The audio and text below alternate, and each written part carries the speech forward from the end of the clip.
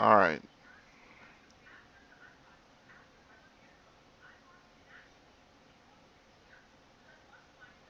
Let's see if this finally works. All right. I think it works. Let's see if I'm back on here.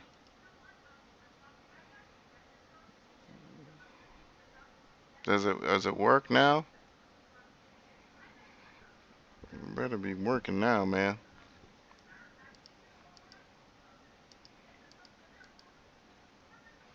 All right. So is it good quality? Let me open up that biggest gainer list again. The street biggest gainers.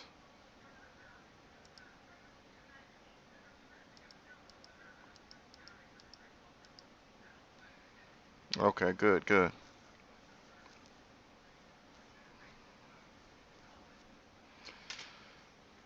All right. So what's going on, Miss Petaway? Robert, what's going on?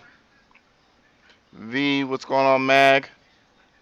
Yeah, I'm gonna figure out, how to do the show thing, but I want to be able to do the show thing, not have it feel like work, and at the same time be able to maintain my daily life. Because you guys remember, as I said, I used to wake up at 4 o'clock in the morning, and now I can't wake up. Like I used to love watching CNBC in the morning and stuff, and that's starting to like affect my daily grind and shit. So that's not cool. So I'm gonna have to figure it out. Cause I had my lady remind me like, look, you're not getting paid for this. Why are you going so damn hard? And you just kind of. So I had to put some things in perspective this weekend. Like, I want to go on vacation and stuff. I need to do that. So I think we've got a lot of content out there, but we have to I'll just have to figure it out what day is going to work best to do it. So we'll figure it all out. We'll figure it all out. All right, so we're back, ladies and gentlemen. As I was saying before technology got in the way, Top Ships Incorporated was the biggest gainer of the day. Uh, Goof, no, I don't have a full time gig. This is what I do. My haters have exposed me. I'm a scammer, and I scam credit card companies, and I rip off credit card companies, and I make flips on the money, and that's how I make my living, according to my haters. So we'll see. Yeah, Tops was the biggest gainer, 155.21% gain. Damn, that's a big ass gain. I thought maybe it was a split or a reverse split or something, but people are saying it wasn't. People are saying it wasn't, but I'm having trouble figuring out what really made it pop like that much.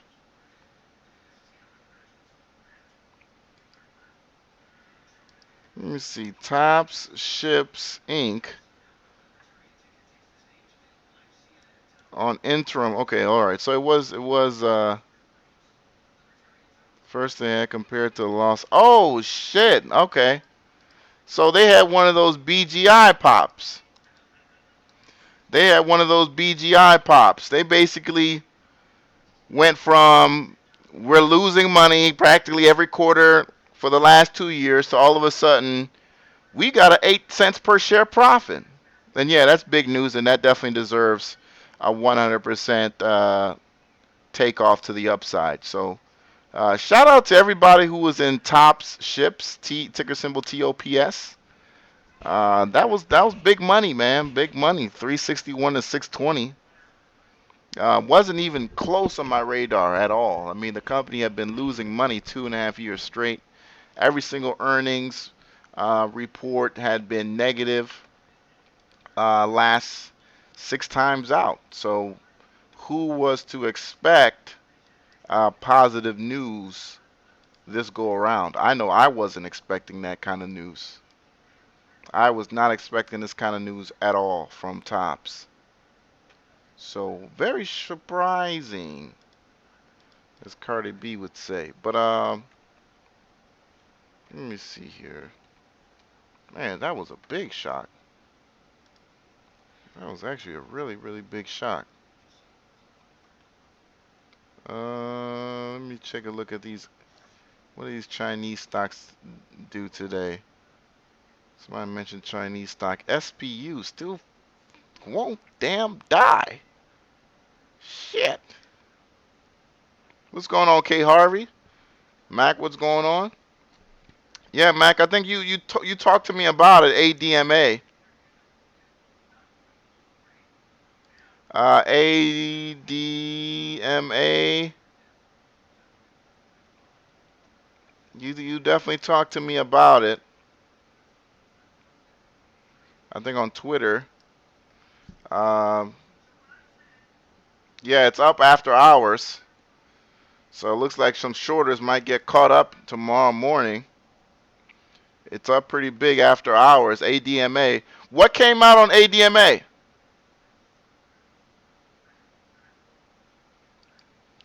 What came out, Mark?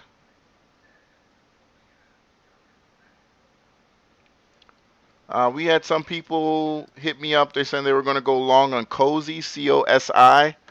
I 100% was against it. It's a shitty company. It's never going to, they're going out of business, okay? Um, we had a guy who did a 30-day promotion on it at 31 cents. Now he won't even mention it. Um, yeah, I would stay far away from Cozy. If he's watching, no pun intended, brother. No pun intended. It's just I was 100% against getting involved in Cozy, and I'm still 100% against it because one look at that list, and you can't tell me anything about a bump. Okay, we got some after hours pressure, but let's see if it holds. Let's see if it holds. But will it get back to 30 where you got all these people in? SZSMF was up today, but let's say let's have people hold, man. That's the problem. I don't want to keep talking about the stock because it starts to get real sensitive. So I'm not even bringing it up. I want it to keep running, but people start getting a little antsy, and they don't hold it together. It's such a sensitive stock because they're not much to go around of the stock. Okay. Uh, I'm still watching my short of the month, Angie's List. I'm still watching it because I think it's gonna crack. It's gonna crack hard. I'm watching Angie's List, so I got my shorts ready. I'm so ready for Angie's List to just drop back down to the threes. I'm so hungry for Angie's List to just drop down to the sixes. Excuse me, sixes and lower. So I'm watching Angie's List. What else? What else is hot out there right now, guys? What are you guys following that's hot? ETRM? ETRM. All right, 8% gain today, 22 cents. MJNA, you guys watching these marijuana plays? These marijuana plays are starting to run. They're starting to run. See, I like MJNA better than the other one. I know one guy who calls up here last week talking about TRTC. I think TRTC is too expensive. I like MJNA. It's cheaper. It's you've got a lot more people who can play and are willing to throw money at something this cheap. And still, the volume still isn't where I want it to be, but this wouldn't be a bad time to throw something in there and see what happens. It wouldn't be a bad time to see what happens. But I like MJNA better than I like TRTC. I think TRTC is it's still, it's up there. You know. LK Rob, what's good?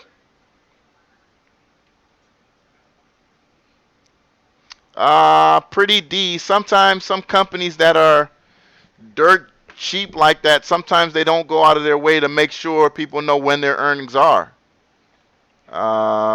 They just, so it's up to you kind of to do the work and find when earnings are going to come and take place with companies that small. Well, not necessarily that small, excuse me, that cheap. So, like stockearning.com, they had tops listed as their earnings being placed on the 26th, last week. So they didn't even get it right. So most people they just if they're not following the stock, they don't care when it's going to be released. So it's up to you to kind of do your due diligence, contact the companies.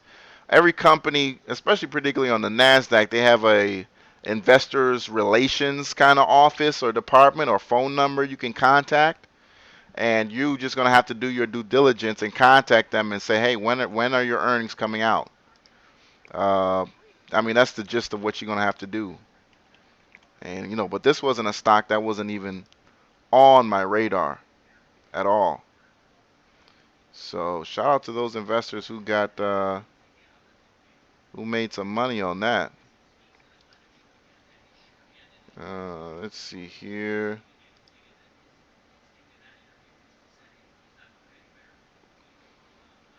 All right, so apps took a little bit of a tumble today, but I'm not I'm not running from it. I'm not running from it at all.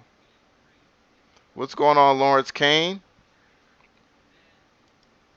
The ticker we were talking about was TOPS, TOPS. MJNA is the marijuana play.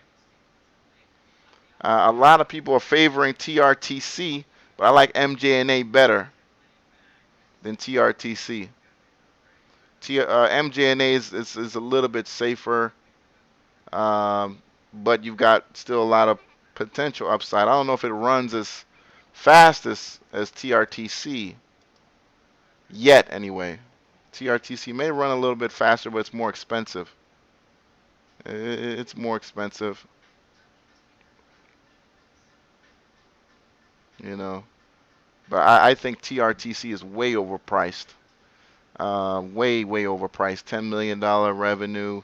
They're trading right now at $139 million market cap. It's just, I think TRTC is way overpriced. When you're looking at MJNA at 4 cents, oh, still at $129 million market cap. Damn. So they got a ton of shares out there. Yeah. So yeah, the float is a lot. So yeah, both companies aren't really what I would want, but MJNA is the profitable company.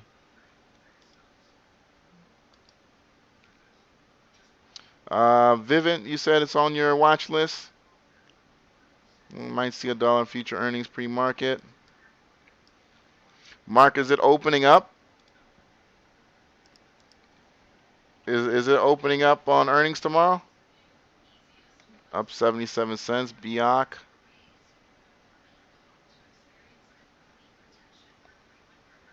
Why is it saying 65 cents? Let me see here. Nasdaq.com.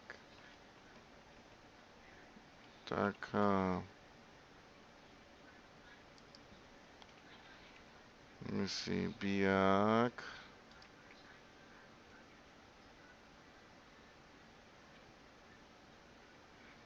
All right, so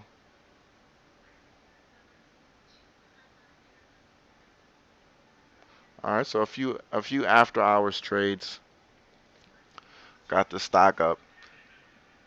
A few after hours trades got the stock up. Some of these after hours trades, you got to be careful because they'll manipulate you into thinking like it's really going to be hot.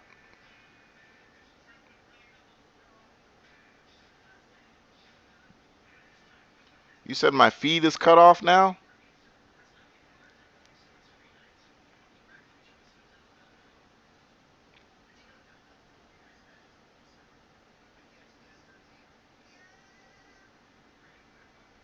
What the fuck is going on, man?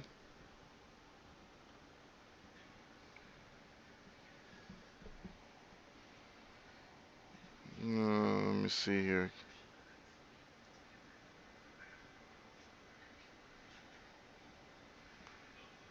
All right.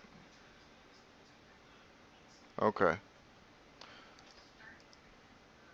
All right. So let me see here. Tops. Now, will tops keep running? I don't. I don't. I think you're definitely gonna have some profit taking. Well, if they're smart, they're gonna be taking some profits because it barely really held uh, today.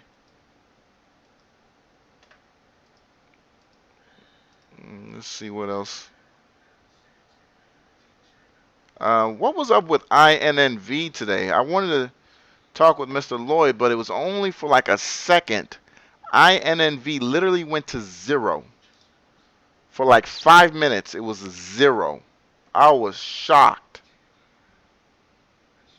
I was shocked. It literally went to zero today. INNV. You can see it in the chart. You can see it in the chart. We had somebody come into the market and literally dump practically every share of it that they owed. And you can see it right there on that bar. It was just somebody came in and dumped just like 50,000 shares or whatever it was. And the stock went to zero. The stock literally went to zero. So I don't know what that was about there. That was scary. Yeah. Yeah, Mark, I saw that tweet. That was insane. That was insane. And the first person I thought about was Mr. Lloyd because I remember him saying he had the $5,000 gain and he slept on that a little bit, went down and went up a little bit again, and I know he would have had a heart attack if he watched the stock and it just went to zero like that. What else? CCRN. What was that about? Cross Country Healthcare. Okay. Yeah, too slow for me, but yeah, it's up there.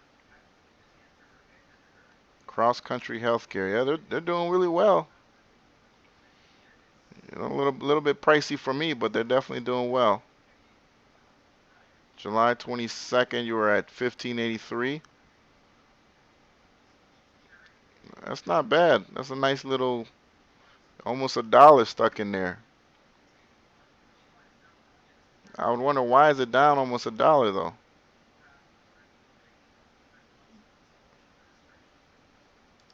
Yeah, not a penny stock though, but nice returns.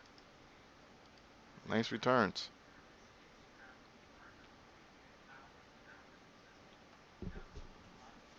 Yeah, what's up, Michael? Yeah. He got me done right, man. Went to the hood for the cut.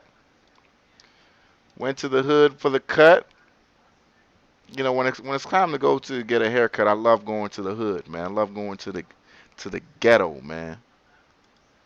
Because those guys down there, they're not allowed to be bad. You know, you can't cut in the hood and be a bad barber, man. Dudes will pull a gun on you or, slap you up, get you beat up, you know. You got you got to be good down there.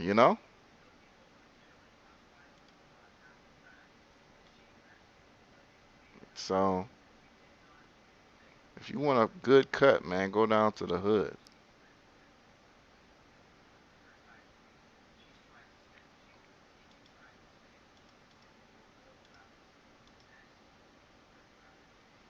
Uh, well, Kenneth, it's fine now.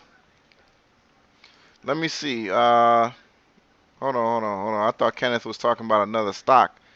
You're talking about AMD. AMD.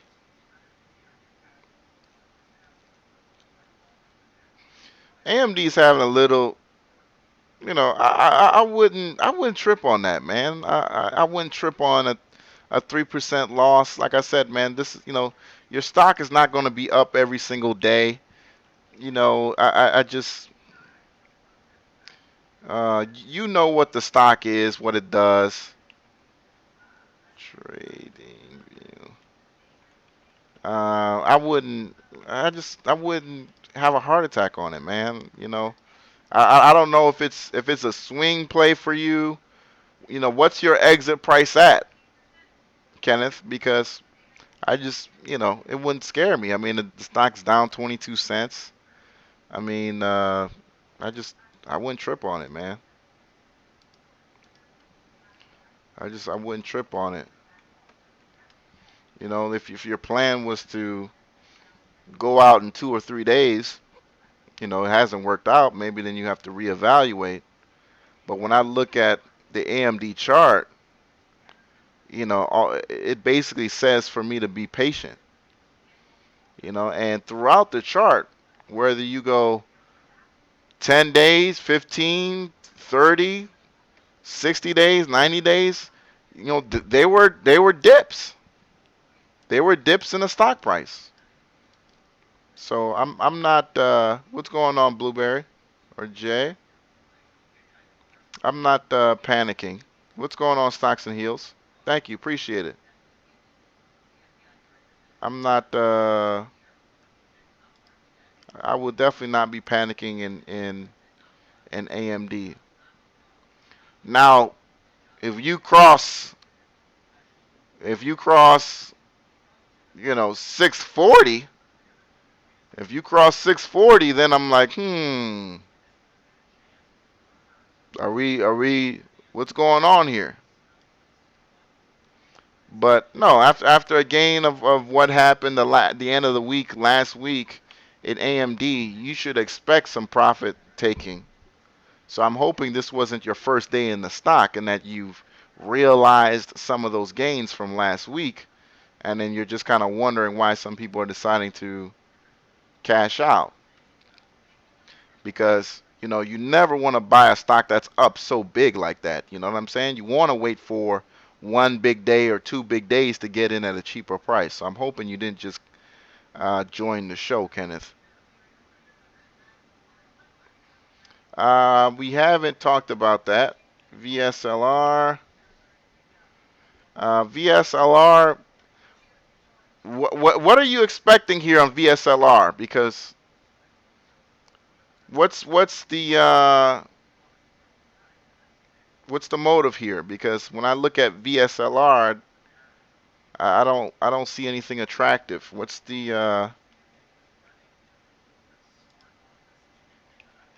What are we expecting here?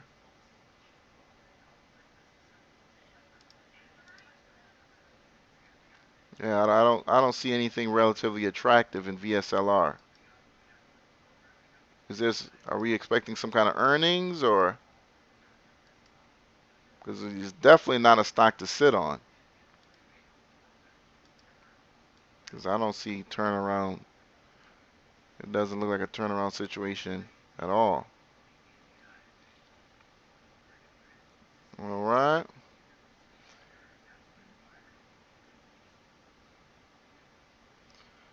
All right, Jay. Yeah, man. If you wanna call up, just be ready. This might be a short show, and that's the thing too, Jay. Yeah, I mean, doing things like setting up watch lists and stuff like that. I want to be able to get back to doing that stuff again. So, um, just kind of getting back to having a regular life again instead of running this show. And again, guys, I'm not saying that because I don't want you guys to come off like I'm hating or anything like that. It's just like I'm behind on some things. I had some people check me today, man, like on some real crazy stuff. Like just really check me. Like, okay, damn, I didn't know you really felt that way.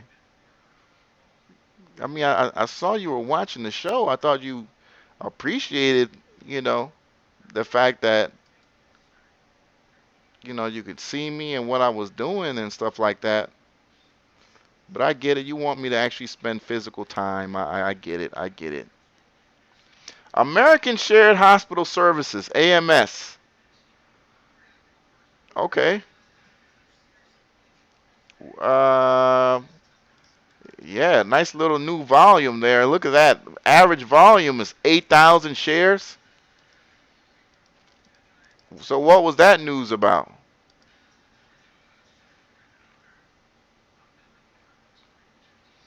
No, Barry Parker. Come on, no, it's not like that, man. Dallas said go to a Monday, Wednesday, Friday. Okay. I was thinking Monday, Wednesday. I was thinking Monday, Wednesday. I don't know what Friday would because I'll be right back on Monday, not really talking about nothing new.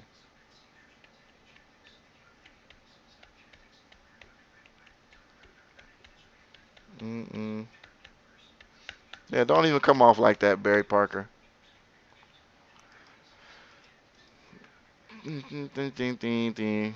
But what was the news for American Shared Services? Okay, no, it's a little too rocky for me, man. I'm not feeling all these little dips and stuff in there. 1 month chart doesn't look too bad though. July 29th. Yeah, 36 cents. 36 cents today. That's what's up, man. That's good money, but are you going to be able to get out of there tomorrow? That volume looks like it came today, so let's hope to see it shows up there tomorrow. Are you in trouble?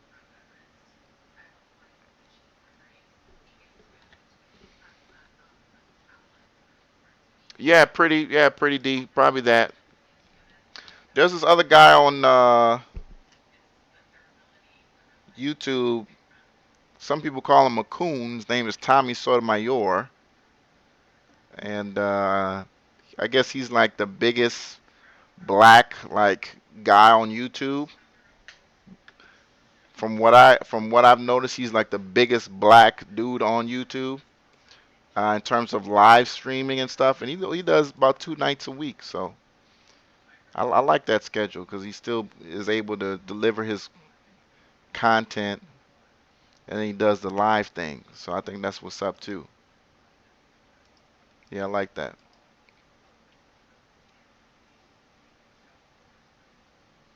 Streets need you. Yeah, that's true, Dallas. No, Dallas? Basically, what you're saying is the issue. GPL. What I think about is that another ticker too? THTW. GPL. Great Panther Silver. Well, yeah, gold. The commodities are coming back now after the situation with the the interest rates not being increased. All right, so the fact that the Federal Reserve not decided not to increase interest rates, which they weren't going to do. They weren't going to do that. The economy is so soft. The economy is so soft. They weren't going to do that. Ever since the news came out last week, a lot of commodity stocks have been running, and the gold plays are running again. The gold plays, the silver plays. So you're going to start seeing a lot of the gold and silver plays running again. That's why you're seeing stocks like BAA run again, right? Last week, beginning of last week, late end of the week before that, BAA was taking a huge hit. People were, they actually believed that the Federal Reserve could raise interest rates. Why they believed that, I don't know, because I didn't see what I thought was a strong market. You know, we had a good jobs report, so that didn't help relieve anxiety. Maybe they would see it differently and raise interest rates, which hurts gold, and silver and other commodities.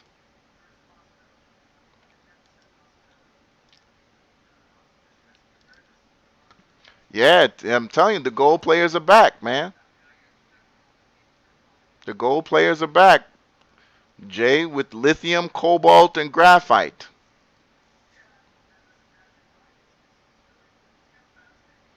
GSS. GSS. We'll see. It looks like there might be something else going on there.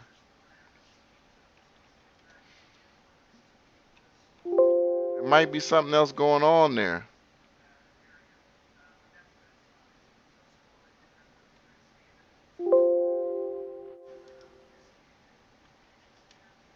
Might be something else going on there.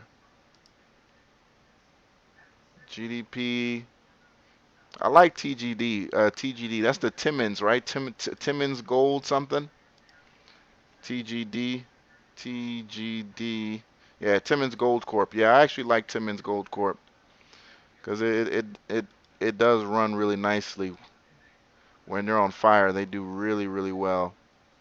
Beautiful 5-day chart here since last week. I mean, you're at 47, 46 cents to 59, but pretty much 60 cents. So TGD it's very runs very very nicely. I love the way that stock runs. I love the way that stock runs. That's one of those stocks you got to be in heavy if you're looking for daily profit. Got to be careful in the mornings because it has a tendency to have big mornings and then like level out. You see how, yeah, see TGD? If you look at TGD on a 1-day chart, it'll have like a big morning and then it levels out for the rest of the day. So you just got to be making sure you either getting in like the night before. I don't think you can get in a stock like this pre-market.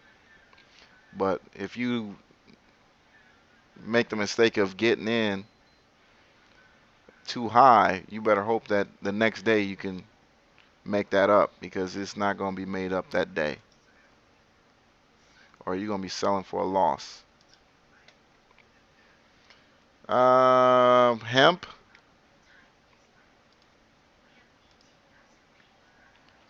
Hemp. Hemp. Yeah. The thing about hemp, I hemp is, you got to remember, this is the stock where their founders are in federal court right now, man, going through a lot of legal issues, man. This company really has no leadership right now.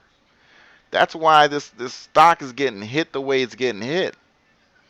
I know a day, a day here or there, it shows what looks like promise, but do your research on hemp. You've got basically the entire executive board looking at possible jail sentences, man. I don't think that's where you want to put your money in. They can close up shop any day now. And the SEC has done it. They can close up shop and just say, it's over. We have decided to end trading of HEMP, and it is what it is. Or suspend trading, which is worse because now your money is locked up and you don't know when it could be, allowed to trade again. So I just think that there are better, much better opportunities out there for you.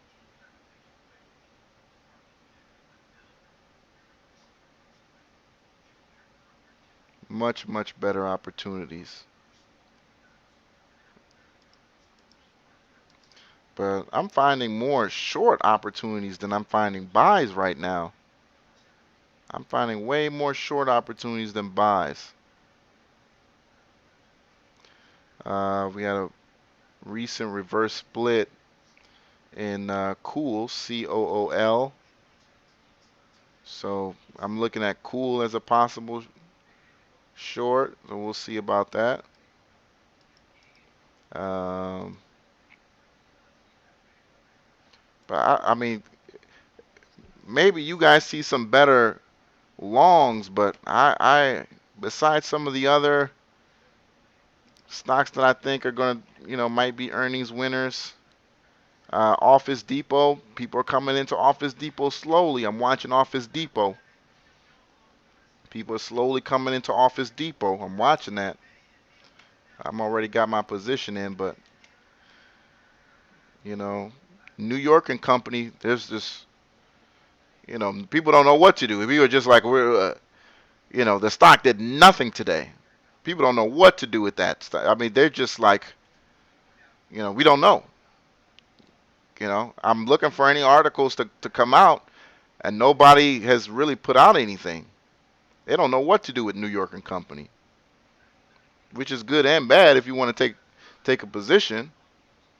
Of course, everybody wants to get their stocks padded up a little bit towards earnings. So if there's a big surge higher, you get the profit on the way there and then the profit on that day. So, but at the same time, there's been no increase in short interest. So that's been good too. Bind went bankrupt. Bind went bankrupt today. Damn. Bind Therapeutics. All right. Won a bankruptcy court appeal. Okay, that was a couple of days ago, right? Yeah. So it ran. Yeah, when the news came out that Pfizer was going to buy it, it ran a little bit. And now people realize they're only going to get pennies on the dollar, so they might as well just get they shares and go before they're practically worthless. Yeah, yeah. It said buying Q. It'll well, it won't get buying Q because Pfizer just bought it, so it won't get that low. I do know this though. If you want some of James Bond's zinc, if you want some of James Bond's zinc, today intraday, this is the lowest. There was an opportunity to get it. Let me see here. Yeah, there was a little bit of opportunity midday today to get it at like 30 something, and those shares got snatched up real quick. Those shares got snatched up real quick on zinc. I personally still want get in at 34. I don't know if I ever get that opportunity, but HTBX, HTBX, 22 cents, 32%. Oh shit. Heat Biologics. Yeah. Mm, nice run, man. Nice run today. That was a midday run too, which is really interesting. That was a after lunch run.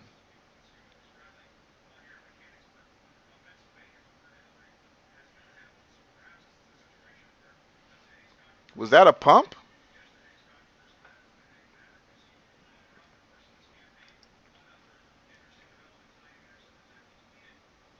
What's going on, Cool Cat? Let me see here. Yeah, I mean, I've been talking about FAC too, man. FAC is I wrote that on the website, and like I said, I'm just gonna sit on my money over there, man. I'm just sit on it. I've talked about FAC. I think they're a really good company. They had great margins over there, where you are focused on insuring customers with bad credit. You can charge them a lot higher, even though they won't stay with you too long because people with bad credit have a tendency not to be able to keep contracts and all that. So you gotta charge them more per month because the likelihood of them staying with the policies are aren't as good. That's why they have bad credit. So FAC is one of those stocks, man. People keep sleeping on FAC, but once they deliver some news that things are better than what people think, that stock is going back to what it used to be.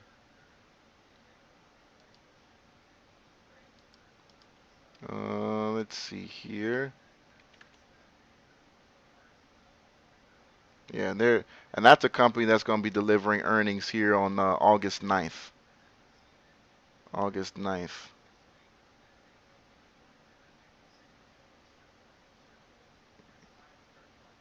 I'm gonna have to verify that, but I believe it's August 9th. I like FAC a lot. Buyout rumor on HTBX. Mailer or power tweet. Robert, that's the first time I think I've heard that power tweet.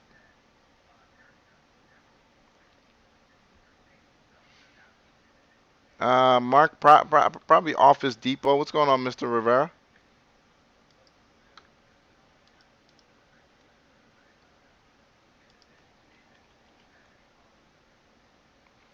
Yeah.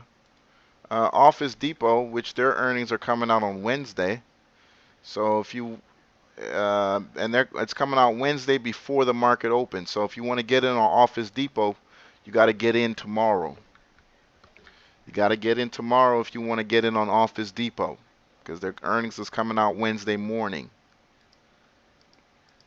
All right, and that has been confirmed. That's a confirmed information. So if you want to get in on Office Depot, you're gonna have to get in tomorrow. DELT 6.19 Delta Technology Holdings. Yeah, I like how it's tightening up like that though. Pretty I'm that might be something you might want to stay in on when it tightens up like that. If you're a little bit patient, see what happens with it, man. But that's definitely something to long based on what the chart is doing. Yeah, I expect good news for Office Depot. I expect good news for Office Depot. Nice little gain. Nothing crazy huge, but I expect good news for Office Depot tomorrow or the day after tomorrow. Excuse me.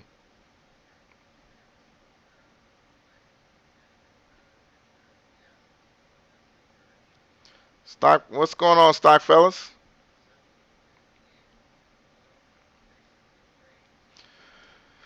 Yeah, yeah, Mr. Rivera. At first, I couldn't see it the first time. ADVN. I wanted to see what it was going to do today. 349 ADVM Adverum Biotechnologies. What's the news coming out of here? Is there um,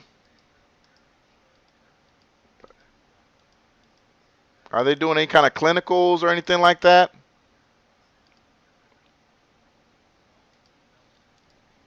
ADVM Adverum Biotechnologies.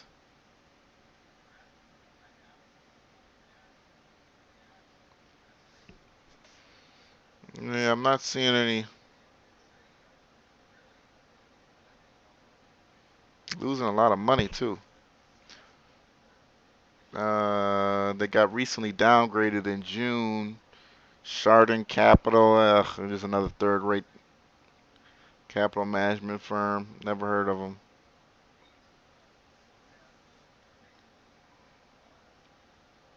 Yeah, yeah, Mr. Rivera. I don't know where this could go, but I mean,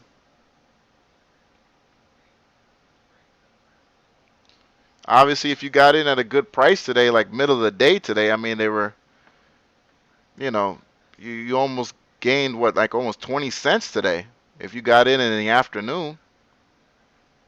So the trading range of this stock is incredible, man. You went from 362 to a low of 336. So you got it anywhere between 30 to 33 cents. That's a lot. Not the biggest volume in the world, but I mean, that's a huge trading range, man.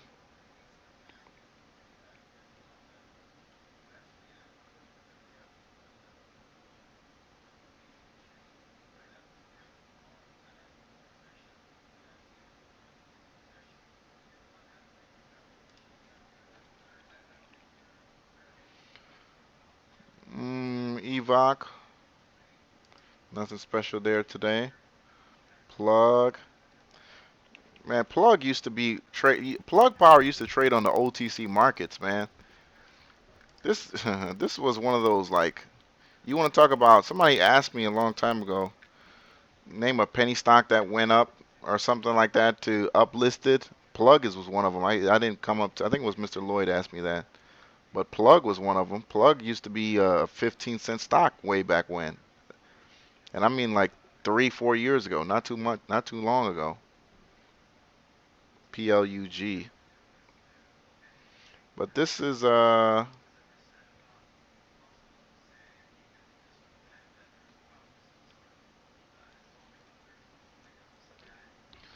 you got you're at support at these prices. You're at support at these prices, so this if you want Plug, this would probably be the price to pay it at. It's a good bet to buy stocks that are approaching support, and it's a good bet to short stocks that are approaching resistance. All right.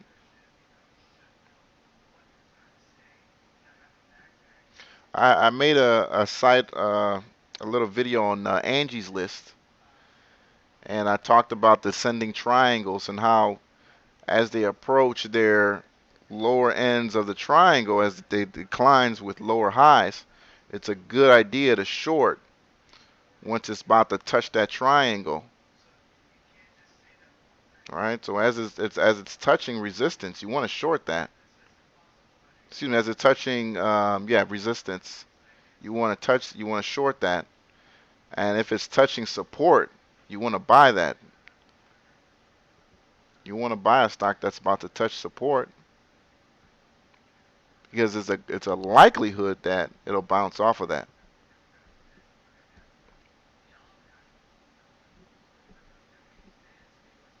What's going on, Miss Esperanza? How are you?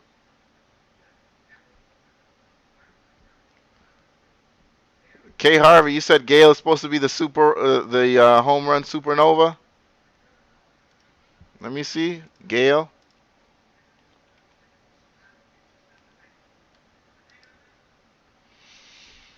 Gale could be, man.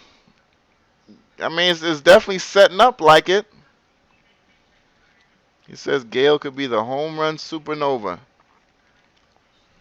My bigger bet on the supernova will be APPS. I think that'd be. I'm more into that one, but I'm a little bit biased.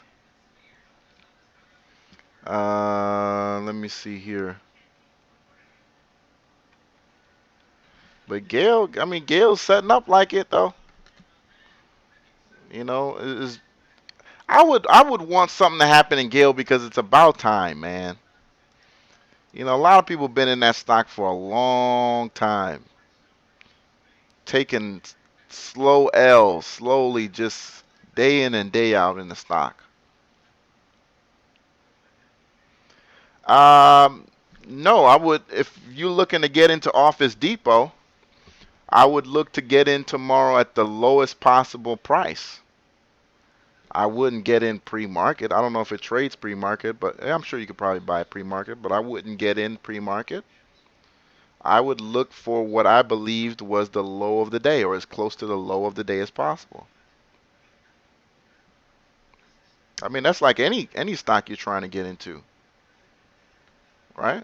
You're just trying to get in at the lowest possible price. You know, every day a stock has a low. I want to buy the stock as close to the low as I can get.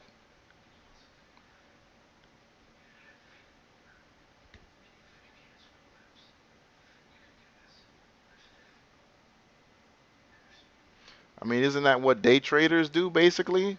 They want to get in at the low and sell as close to the high as possible, or at a high for that matter.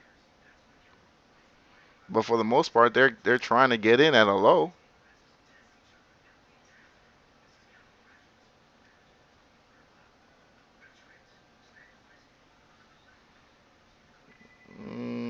Rising after AMKR. AMKR. Yeah, but AMKR is showing. Oh, that's a nice little. Wow. Okay, AMKR. Nice little run there. Pop in the morning. That double top at toward the end of the day on AMKR, those smells like dip to me. Let me make sure that was what I'm seeing here. Let me double top. Yeah, it looks like that. Yeah, it looks like a double top. And the bull market runs two consecutive peaks, approximately the same price. Two peaks are separated by a minimum in price, a valley. Not much of a valley though.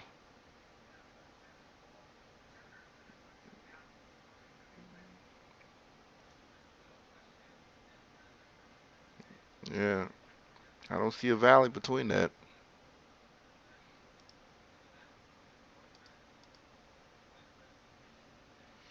Low of 311.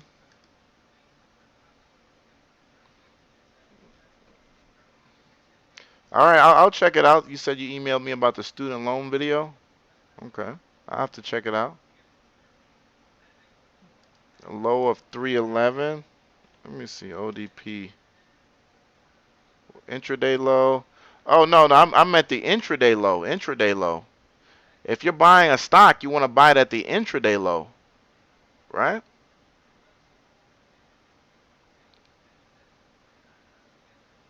So we already know, nobody buys in the morning, right? So I don't buy in the open. So that we get out of that situation where we might be buying too high. And I loved how it settled that at the 347 today at lunch. That would have been a great price to buy it at. 347 going into tomorrow. That would have been a great price.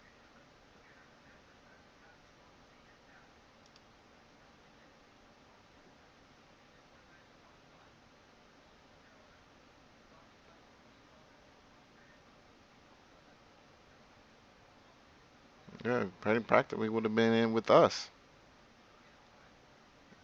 from July 21st.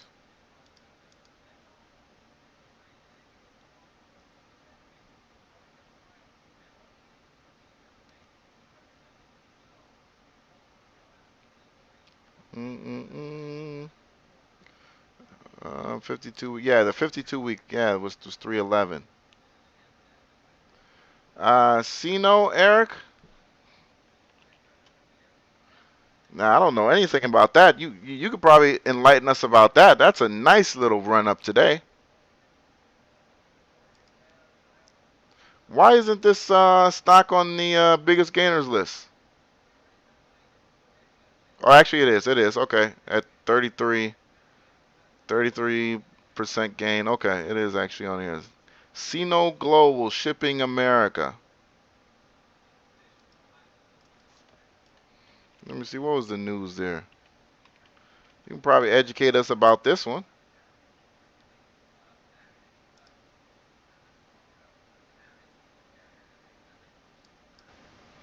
330, you're on the air. Hey, how you doing, Sal? What's going on with you, man? What's going on? Sincere? I'm doing good. I'm doing good. I seen the title of your video today, so I want to talk to you about what's that stock that I think okay the shipping stocks or something the top. Yeah, tops, man. That What? yeah, that came out of nowhere. I was it went up so I seen it Yeah. about to happen, but because I seen pre-market and I was Okay. like I know it's got more room once it opens, but I could not pull that trigger, man, because it came up so high, Yeah. so quick. Yeah. I was like, man, it'd be just my because I just heard you say we don't buy in the morning. Yeah. So, so that's what I was thinking earlier today. I was like, man, I want to pull this trigger because I know it's got at least 30 more cents, 40 more cents on it, Yeah. but I'm not sure, and I don't like to gamble. Yeah. And I'd be damned if that thing opened up and that thing went all the way to dry ships did, the DRY did too, but it didn't go up like top. Yeah. Yeah. So I was more conservative, and I went on out there and got me a little bit of AMD. Okay. So, but I seen the title of your video, and I was like, I said, let me call him and talk to. I know he probably already seen it, but I said, let me call him and just put out there in the world that tops. I don't know where the hell that came from, but it matched the name today because it was on top. So, I want to drop that off to you, Sal, and let you know that I'll be enjoying the rest of the show, though. Appreciate it, man. Thanks for the call, Sinclair. Okay, Sal, thanks. All right. Yeah, man. Tops was crazy, man. Tops. Again. I mentioned that a little bit earlier. That was the shipping company and the shippers. They've been beat up for the last 2.5 years, man. If you look at any shipping company for the last 2.5 years, look at all six of those earnings, right? All eight, excuse me, eight earnings releases. They all lost money for the last 2 years. Practically every shipping company out there lost money for the last 2 years straight. And today, Tops released information that they literally went from negative 2.75 earnings per share to an 8 cents per share profit. That's incredible. That's incredible. So I'm not surprised when we talk about a 160% gain on the day. That kind of information deserves that. That kind of information deserves that. This company's profitable now. This is not oh wow, they beat expectations by a penny here, a penny there. This is a company that's is saying we're making money now. That changes everything. And it's very much like, as I said earlier, BGI is very much the same thing. A company that was completely worthless says, "Hey, we're making money now." Now you're trading at a multiple of 2 times, 3 times what they were trading at. So I'm not surprised at all. And if you can make it a habit to be able to find stocks that do that, you're going to be a millionaire very quickly. If you can make it your habit of being able to find companies that are just, their stocks are just horrible, but you honestly feel that this earnings season or the following earnings season, they're just going to, deliver some just awesome news, and you bet on that and you hit, that will make you extremely wealthy. Yes, indeed. Yes, indeed. You know. Yes, indeed. You know. Um, the one I got so far was BGI. Another stock that I think can do that is FAC, First Acceptance. I honestly think FAC can do the same thing. I think APPS can do the same thing. I think SZSMF is going to do the same thing. So we'll see. I mean, time will tell. But Tops was not even on the radar. Tops was not even on the radar. So That just goes to show you got to really uncover every single rock out here. Every stock out here under $1, you got to take a look. You got to take a look, man. No stock can be written off.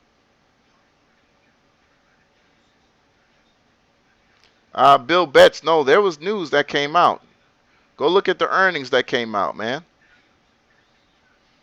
Kenny, you said Sykes mentioned tops earlier this week. That's what's up.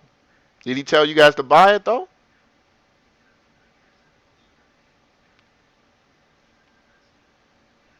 King Jewelry Incorporated, K KGJI, KGJI. Oh, okay. What is this? Another Chinese stock running again. What is this about? KGJI. Let's see. Man, these Chinese, man, they know what they doing though.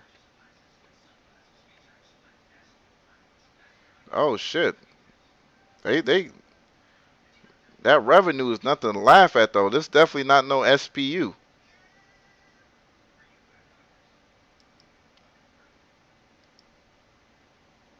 Founded in 2002, King Gold is a leading producer of 24 karat jewelry in China. Currently supplies large wholesalers nationwide, distinguishes itself as a major brand in terms of world-class designs and superior quality. The company has grown sales from 29 million in 2006 to 1.1 billion in 2014. That's a that's a amazing turnaround. Uh, Poised for continued growth. Okay, that's what's up. That's what's up.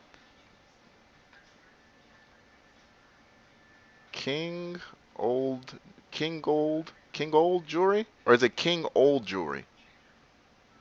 King Old.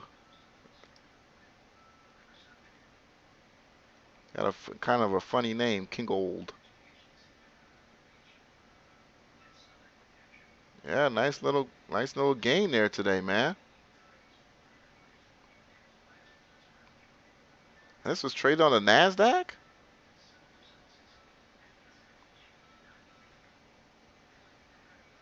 And I like that the gain is not like crazy. Now you can actually, you can see yourself jumping on this. I mean, 17% gain is still high, but from what we know about these Chinese companies, it's not too crazy. Yeah, yeah, Jay, it's very undervalued when we look at price per book. I'm looking at that too. I'm very surprised. And again, I don't understand why when I'm doing my scans, these stocks are not coming up. But I see, the volume, average volume is 188,000, and typically I do put my scans at about 250. Oh man. But sometimes when I go low, I still don't find these kind of stocks.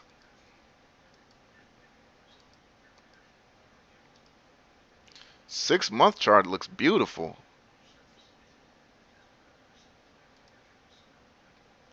But man, you know, you can't get excited about one day. I got to see what happens tomorrow.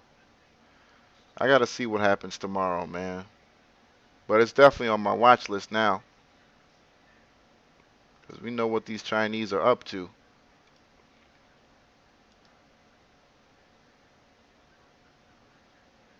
Scan with relative volume. Okay, I'll look into that.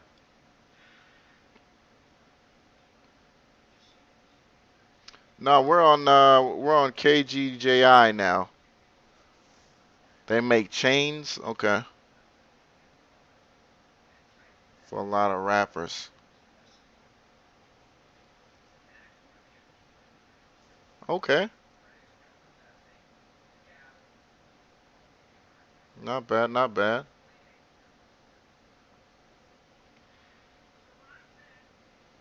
MGT came alive today. This little company that just Man, I don't know what the deal is with MGT. Either they going to do something or not, man. Stop playing with people's money. Again, running up, getting people all excited, and then of course, what happens? Some people start selling like crazy, and then towards midday, the stock just really finds its legs again and takes off. And that would have been a really nice play for somebody who can catch that intraday.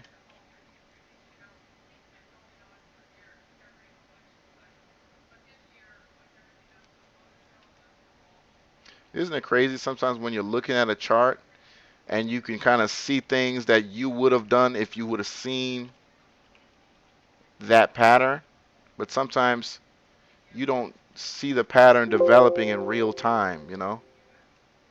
I think that's the key to getting really good at this is being able to seeing it happen in real time, and you can only really learn how to do that once you start memorizing the chart patterns. And that's what I've really noticed what's really good at that separates the really great traders and the day traders from a lot of the average ones is the ones that memorize these patterns. They memorize and they can see something happening and they're like, "Oh, okay, it's about to do this." Boom boom, they put in their orders and then it literally goes in the direction that they want it to go in. It's as if they like see the future. I mean, it's literally like that.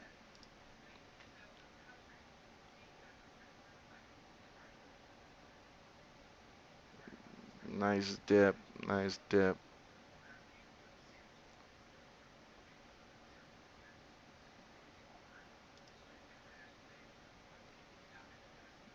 Right, right. Yeah, that's why I'm trying to teach myself way more chart patterns and things like that. The first one I really wanted to get down was the descending triangle. CNTF, shrimp fried rice. CNTF.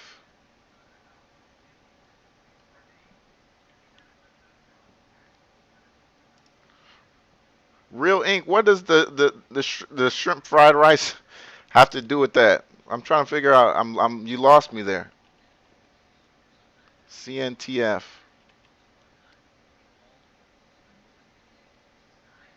China Tech Faith Wireless. Okay, so those foreign corporations, I'm always trying to figure out why the foreign corporations then they have an F, but the one that King Gold one that we just looked at didn't have the F, right? So how do some have the F and others don't?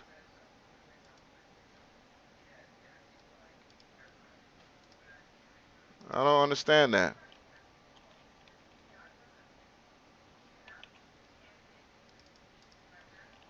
Yeah, but KGJI is definitely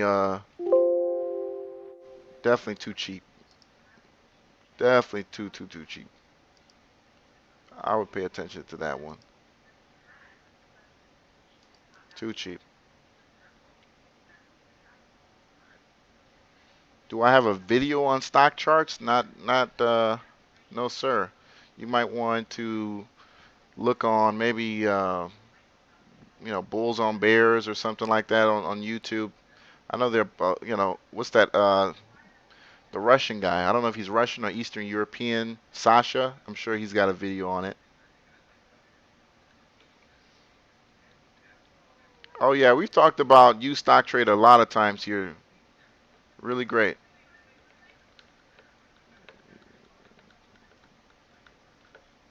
Try it out, Bill. You won't regret it. You won't regret it. Yeah, Sasha's got he's got a lot of videos on that stuff. Yeah, it's B Trader. It's relatively too cheap in comparison to its earnings, book value. I would wait. I would wait to see what happens with anything. What's going on, Ria G? And see what happens to KGJI.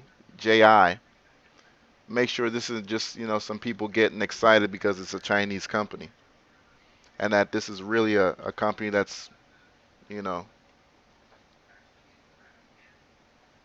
really going to be doing something.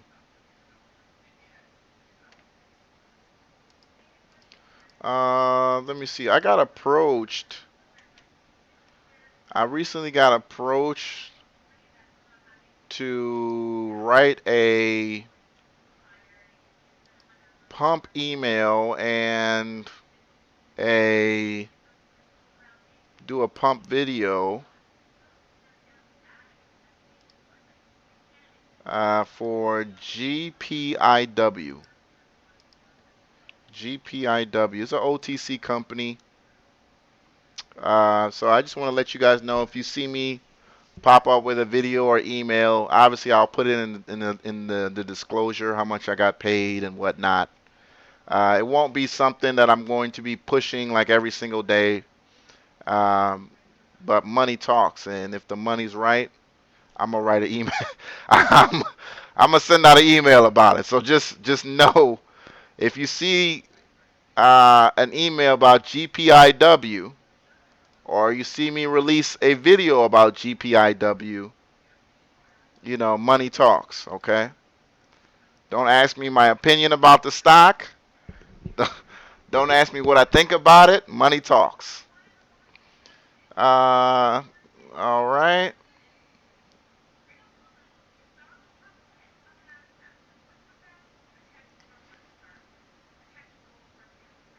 Appreciate that, Robert. Let's see here. Jay, they pay me anywhere between 5,000 to 25,000, depending on what they want me to do. An email and a video, I charge $5,000 for that. What's going on? Hey, what's up, Ria G?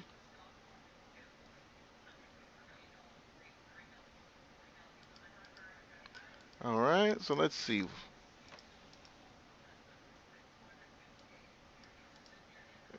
And that's honestly that's the low side compared to what other guys are doing. I'm on the low end of what some of these other guys out here doing. Because I can show you some promotions that were in the 2 to $3 million range. I'm doing good, Ria G. Doing really good today. Thank you. EXK, how's that doing? EXK, Endeavor Silver, $5. Caller, you're in the air. What's up? Hi. I just wanted to say I really like your show, and I was wondering, does money really talk? Does money really talk? Okay. Finish him!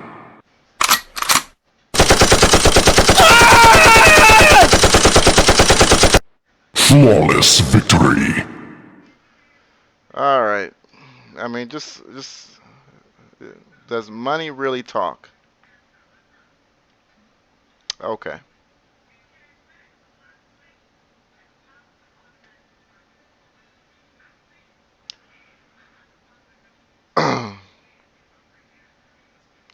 Yeah, that was just retarded. Um,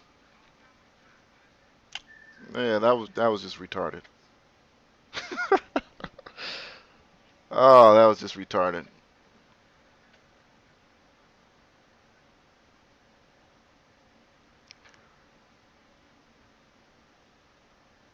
I wanted to I wanted to use the N word on it, but I was like, eh.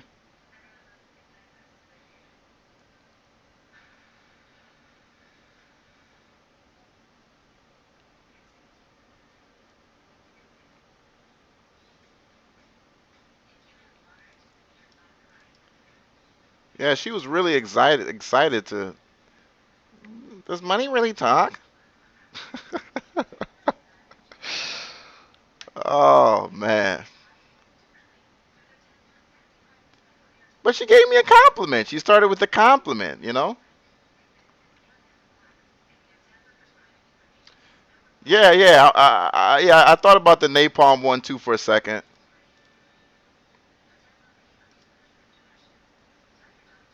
I thought about the napalm one too. Or the one with the um gosh, I forgot what that's called. The chainsaw. Yeah, the chainsaw one too. Because they don't want people when pumpers release email, they want to release it actually as close to 9:30 as possible because they don't really want you to do any research on it. That's why. You got to understand some people are so addicted to gambling and OTC stocks, pink sheet stocks, that they will literally buy anything. And when a promoter says, "Hey, I'm going to release this pick at 9:30," it's because they don't want you to do any research on it, man.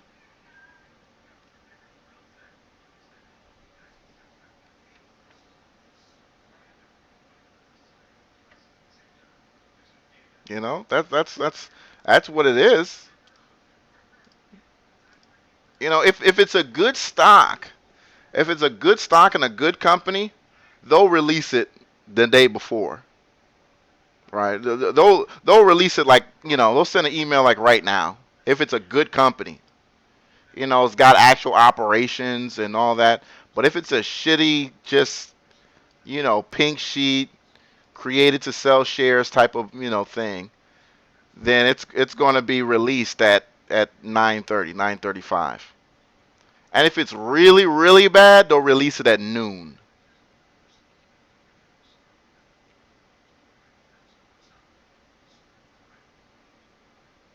Brad Lodge.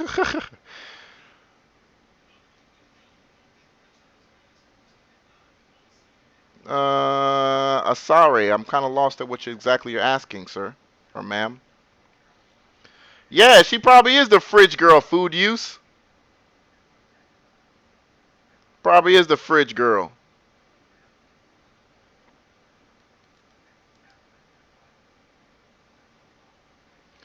So on Tony Zayad. Let me see. ESEA. ESEA. 25 cents a share. Oh no, 25 cents gain today. Oh, okay. Euro C's. Let me guess. This is another shipping play. ESEA. What was the news there? Stock. Yep, another transportation play. Euro C's Limited.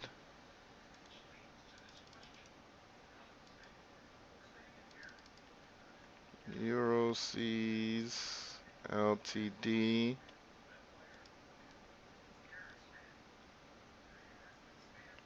And operates dry cargo, dry bulk, container shipping markets. Company has 11 vessels.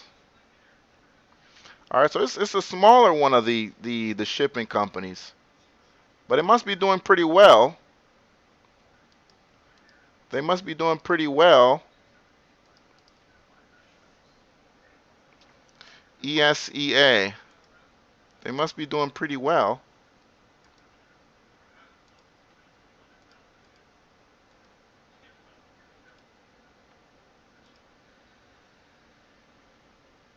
Yeah, I'm not a big fan of shipping companies, but you know, look what they did today, man. That would have been a really great trade. But how could you have seen that coming? That's the only thing I'm thinking about. How could you have seen that coming today in tops, man?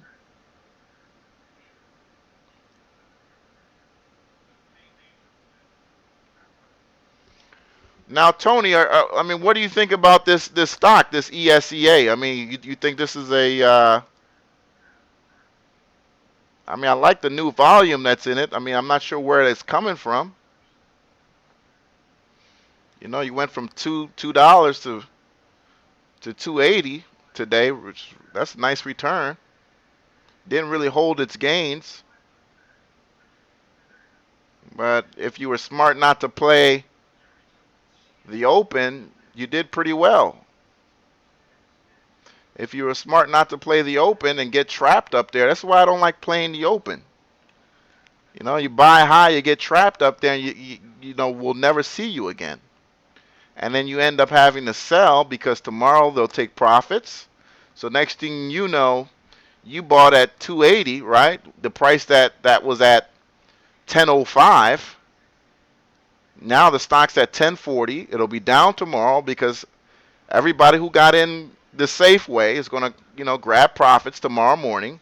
So next thing you know, you're in at 280 and you're selling at for 220 because you just, got excited. And another example today is Dries. Look at Dries. I mean, opened up so high, and then, that stock just cannot hold its gains at all. If it's up high, you can almost be assured it's coming down.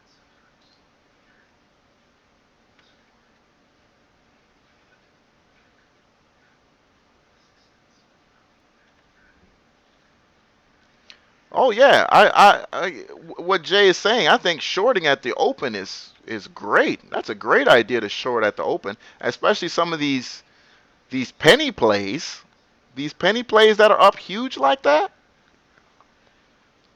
You know, you can short at the open. Now you're gonna have to find a low point to close out intraday. I wouldn't let it run intraday because those things can find some legs and get back up. Yeah, Ria G. It's yeah. I'm not. I don't want to talk about it too much because when I talk about it, the fast money starts coming into the stock and wanting to ride a point here, a point there, and then get out. So I'm not talking about that stock too much. I like what it's doing. I like what it's doing, but I'm trying to keep that stock out my mouth.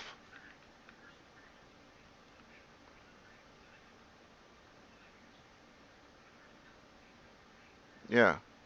But here's the thing, food use is that online you're right, online is up, but doesn't that like how does online shopping help companies like Dries and Tops? That's what I mean. International shipping for goods is always, that's always been kind of cyclical. That has its months where it's really hot and then they have slow points. But I don't know how a company like Amazon showing people how amazing they're doing improves the bottom line for companies like Tops. If anything, I mean, you might look at FedEx or UPS or something like that.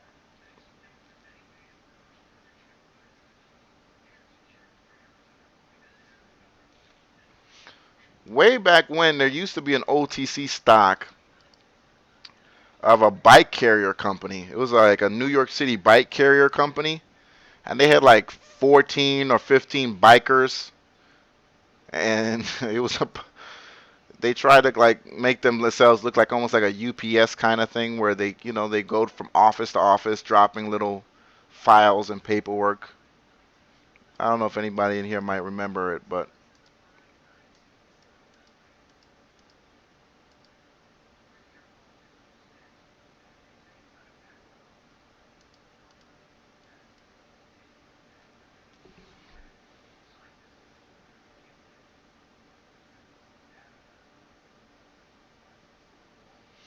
yeah, yeah, that's a good point, Tony. Yeah, you can short at the open. Shorting at the open isn't a bad thing. What's going on, Sincere? Hey, Sal. We just got our question answered. That was the girl that trolled yesterday about the refrigerator. You think so? That was her. I know tones. I know voices. That's her. Ask Okay. your audience right now. They're gonna say that's her. If you Okay. play it back, that's her. So the answer, she just busted on herself. So now whenever she calls, You could just dog the shit out of her now. She told on herself. All right. Yeah, yeah. I mean, you know, it did sound somewhat similar. I mean, it was Yeah, she yes, sounded sir. happier this time, but yeah, That that yeah. Mm. that's her, sir. That's her. It's nice having silly fans, though, right? Yeah, it is. It is, man. Appreciate it, man. Okay, brother. All right. Okay, bye. I mean, I mean, I just don't understand sometimes why people take the time, though. You know, to come up with the script and come up with the. I mean, because it's so easy for me just to hang up. So the time is just why. Whoever was calling from 434, call back 434 area code. Call back. Unfortunately, I do not pick up the line when somebody's on the line. All right, so 434, whoever you are, call back. What's going on, Jerry Williams?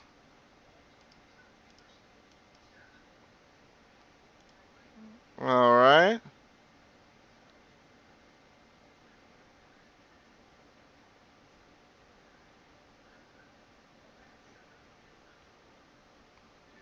Jerry Williams is in the house, ladies and gentlemen. Yeah, I like the idea of shorting the first 30 minutes of a day. You know, there are some people that all they do is short highs, you know? All they do is short highs. I hope I'm not screwing this guy's plan over. But there was a guy last year or so. He approached me about starting this program where we're teaching people how to short highs, and he had a name for it. It was going to be called timing tops. And basically, what the gist of it was is that they were going to. Oh, no problem, Jerry. Whatever it is, do your thing. Let me know, man. Basically, just find the highs of the day, which are typically the first 30 minutes of a day when you're talking about these cheaper stocks, and then just short the highs. Just intraday shortings, big sizes, big sizes, intraday shorts, and just finding highs. I mean, just finding the high of the day and, shorting it at that level. And he was going to call the system timing tops. I don't know what happened to the guy. I have no idea. But it's a good strategy. I mean, it can work for somebody. If you've got the money and you're willing to take the risk, it could work.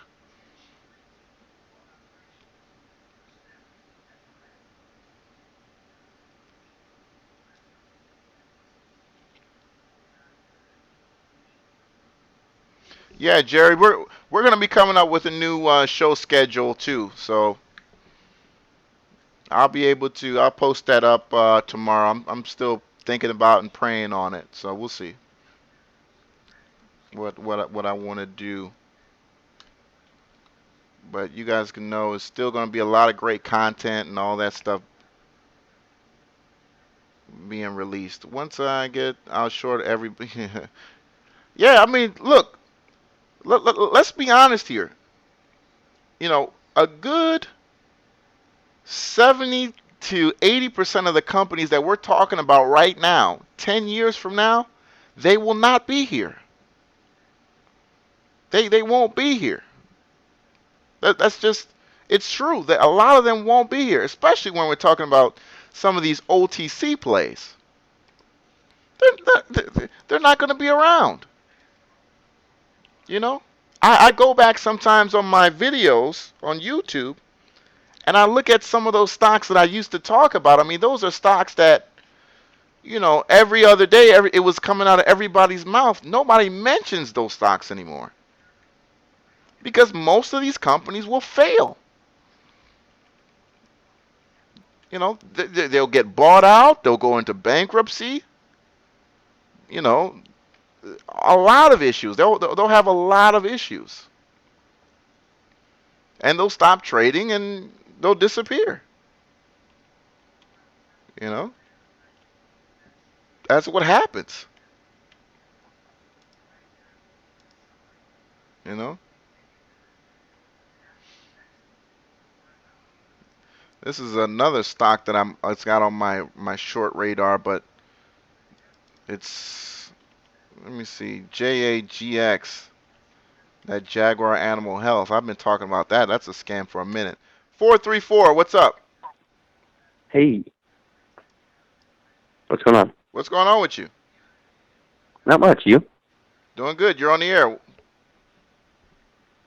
right. So, stocks and bonds, right? Ultra kill. Gotcha, bitch. All right. I don't know if this guy thought he was talking to his uncle or something. Like, hey, what's going on? Well, what's up? Hey, get to the point, dude. What? All right. Hey, hey, what's up? Yeah, man, you're on the air. What's up? Okay. All right. What's going on, Cinco Hernandez?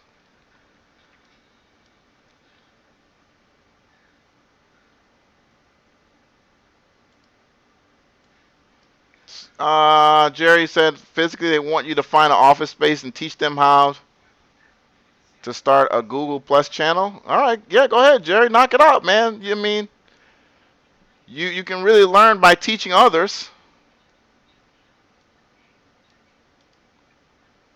You can really learn by teaching others.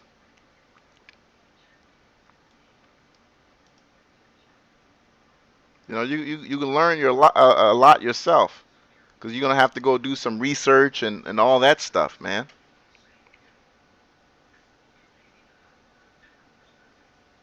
Yeah, but Eden Charles, I think this was a different guy. I think this was a different guy. Yeah, yeah. The other guy who I honestly suspect probably wants to put it in my booty hole, but he hasn't called today. He hopes to God that one day I just wake up and decide to be a gay man. Oh, okay, that's what's up, Jerry. Cool, man. Yeah, hey man, get your bread, bruh. Get your bread, man. That's what's up.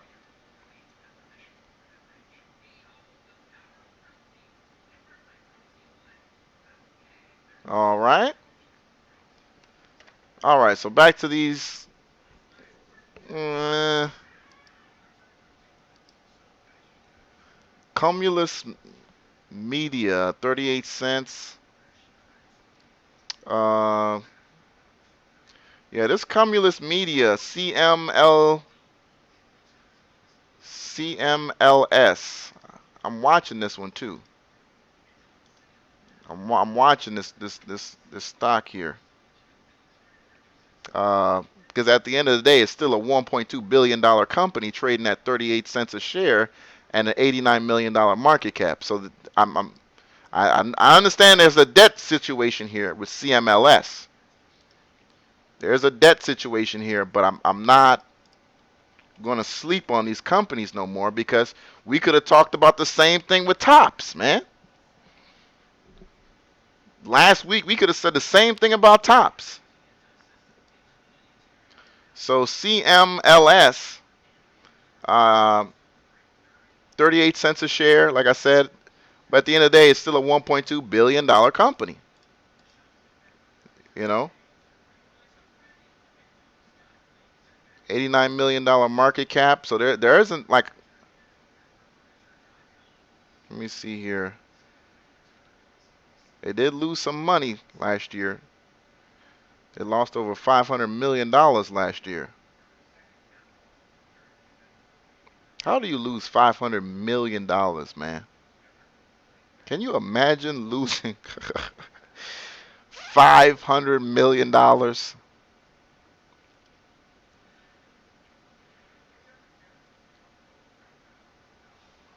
Appreciate that, Jerry.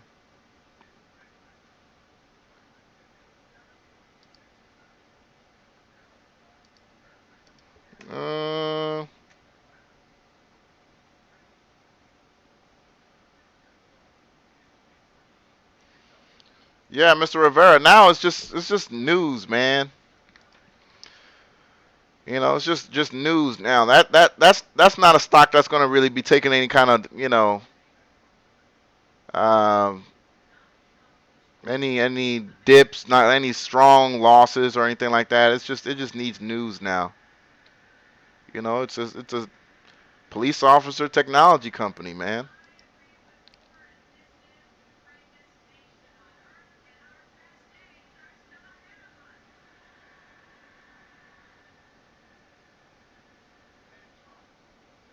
So we'll see.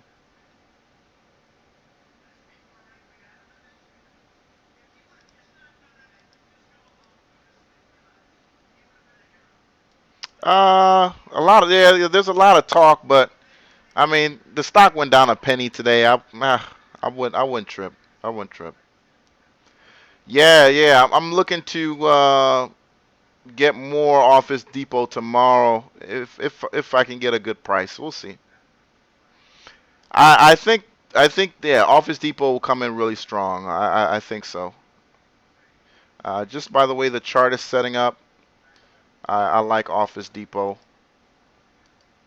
I don't see a lot of fear in the chart. I don't, which is good and bad because I remember the sprint. If you look at the sprint chart the day before earnings, you saw a lot of fear. You saw a lot of fear in the chart. I don't see any fear in Office Depot, so we'll see.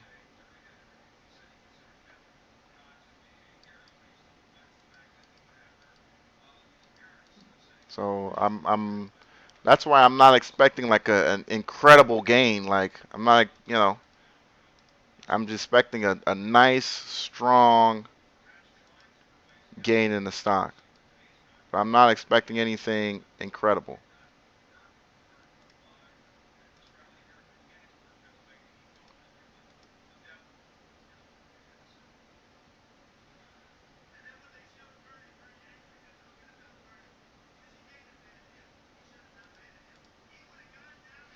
Um,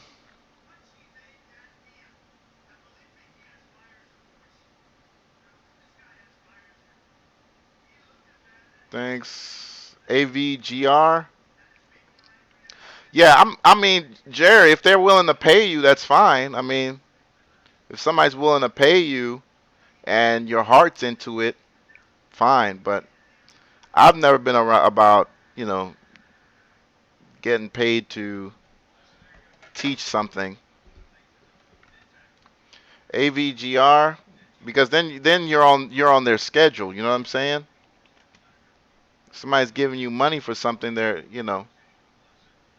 And of course, as Americans, we want to get every dollar. Caller, you're on the air. What's up?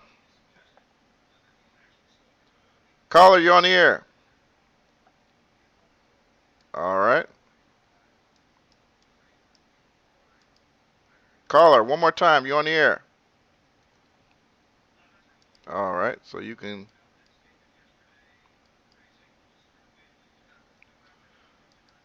beat the street caller.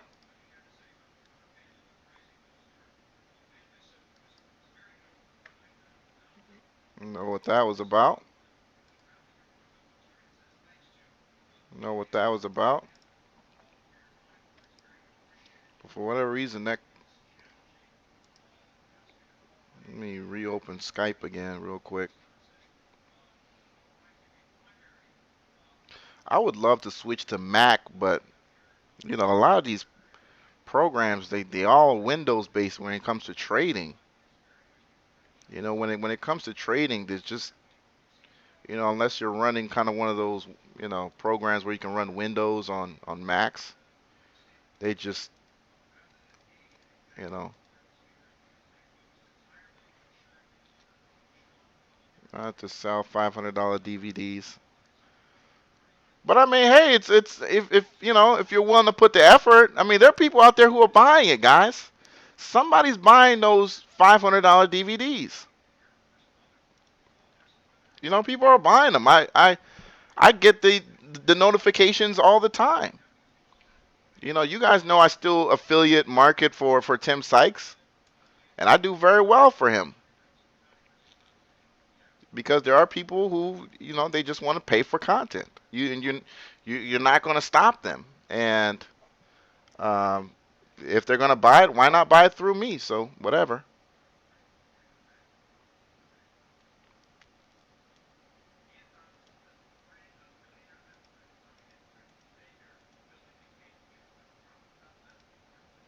Yeah, these people are not going to stop, man.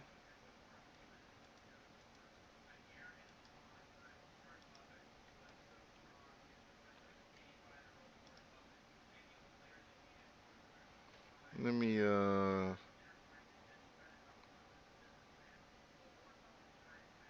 mm, mm. Let me see something real quick.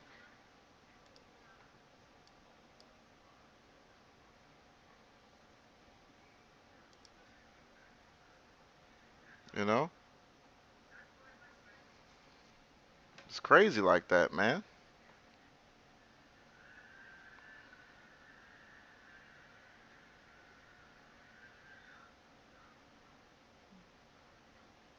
I hate work as much. Oh, nobody hates work as much as me. Oh, I absolutely hate when I used to have a job. I absolutely hated it.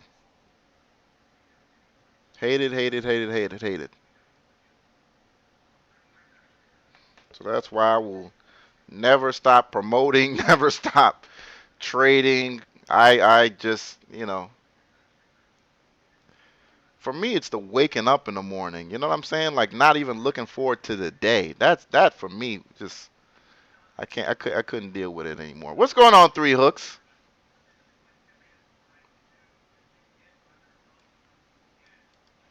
LK Rob, what's going on? I think you were in the house earlier.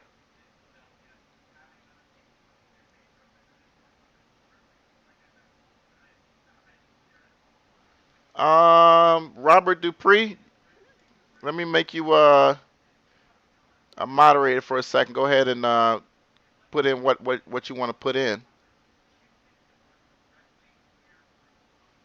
Okay, Rob said you hate work more than everyone living.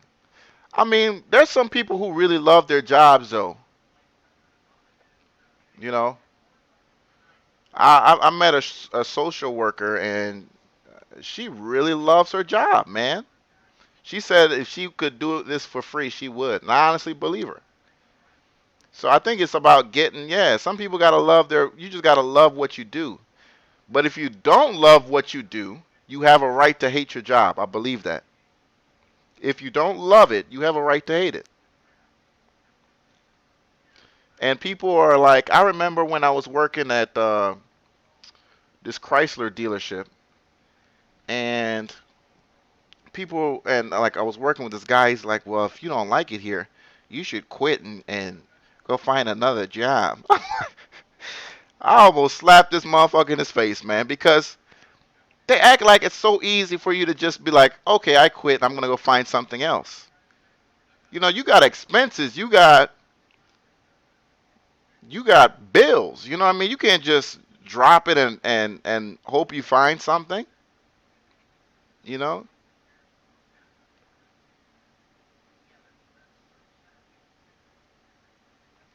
Yeah, Brad Lodge, you're exactly right. Now, what I do now, it definitely doesn't feel like work.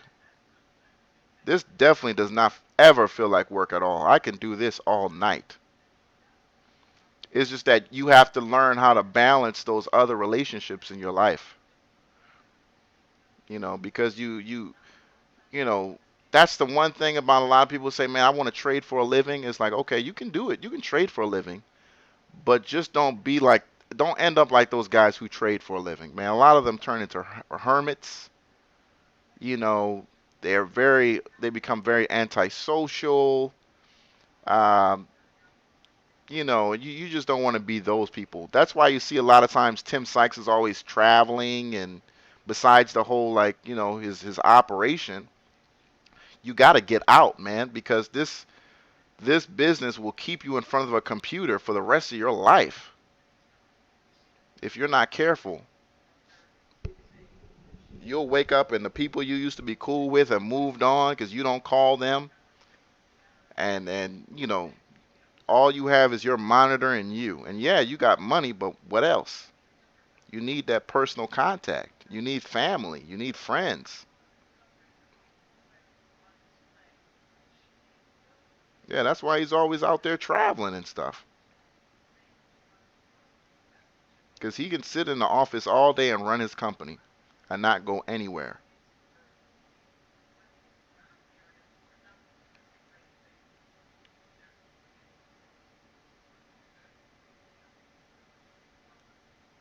He said you're already antisocial.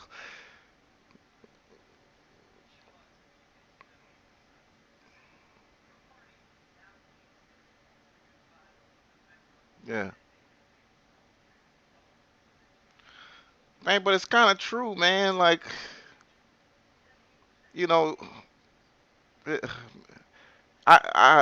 I'm telling you, like, I'm definitely nowhere near a millionaire, but I've gotten to a point to where, you know, I've had somebody just PayPal me $25,000 in installments, and then I'm looking at the end of the day, it's $25,000, and you're not you still feel, yeah, you got money, but you still feel uh, incomplete, man.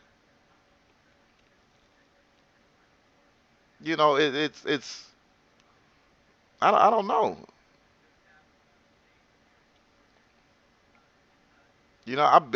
I've been downtown Charlotte. I've rented a Lamborghini before. You go around up the street, up and down the street a couple times. After a while, yeah, people are looking at you, but after a while, you're like, okay, I'm in a Lamborghini. I mean, you know, those stairs are impressive for just so long.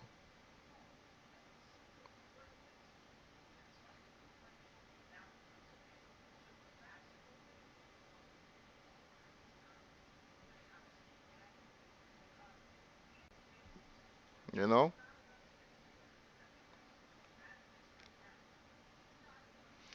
Oh, pretty man. That's a whole topic in itself, man. Yeah, it's all, yeah, exactly what Joel Flores just said, man. It's all material things, man. At the end of the day, man, like for me, it's all the money in the world. Nothing gives me as much happiness as like kicking it with my dad, or going shopping, grocery shopping with my mom, like I used to as a kid. Now, like when I go grocery shopping with my mom, it's so sentimental now. It feels so different than I did when I was like a little boy. So all the money in the world doesn't trade that feeling. you know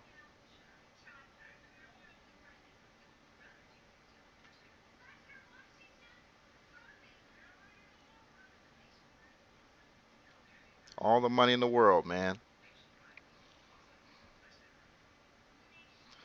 Because I've been to some of these conferences with these traders. What's that organization out there? I think it's called the Yeah, okay, American Investors Association. Yeah, yeah, okay. The American Association of Individual Investors.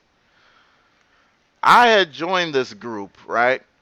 You can join this group. There's a lot of at-home traders, a lot of older people too, but it's a lot of day traders too that are involved in this. The American Association of Individual Traders. Let me post a link there in the chat room.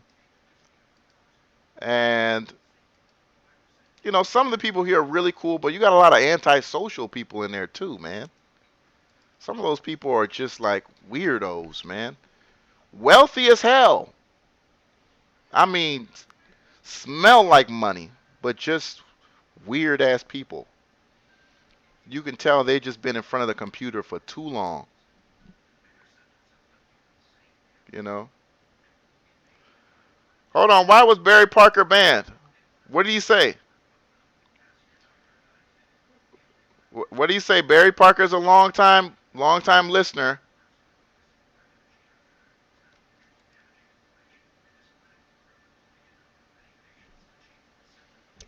Yeah, I agree with you, Jay. Hold on. What did Barry Parker say? Because he said KKK. Well, Barry Parker is black though. Barry Parker is black. I think he was talking about the yeah, yeah, Jerry. I'll unblock you. I'll unblock you, Barry. I know Barry Parker is black. He's talking about the association of individual investors because they I don't want to say they're not a racist organization. They're just a overwhelmingly predominantly white organization that doesn't necessarily go out of its way to educate people of color.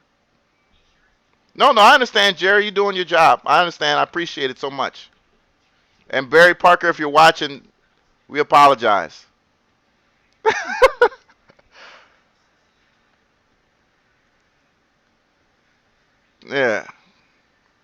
Yeah, yeah. Jerry Williams don't play. Jerry Williams don't play. But the American Association of Individual Investors, they do have a chapter in many major cities. But there are benefits, guys. If you go to their membership screen, okay, the basic membership is only 29 bucks. You get a nice little magazine. The magazine's pretty thick too. It's pretty thick. You know, it's a lot of information.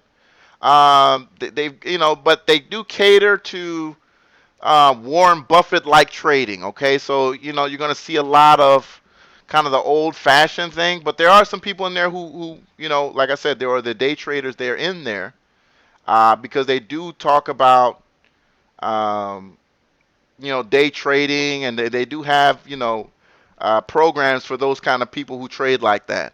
All right, so they have chapters all around the country.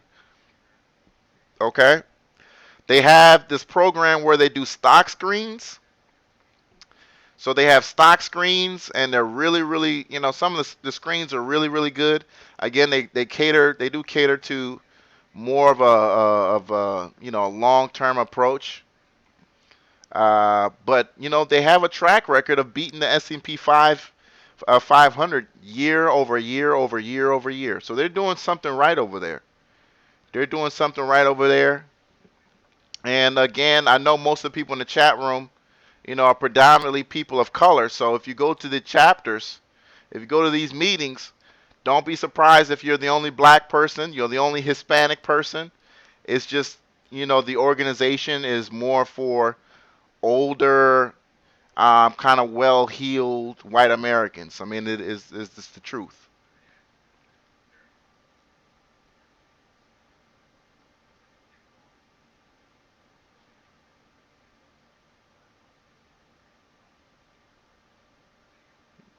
Yeah, yeah, you got a lot of old money in there, but it's kind of good because if you walk up in there, they'll be like, who's this guy? They'll be a little interested in you. Like, oh, okay.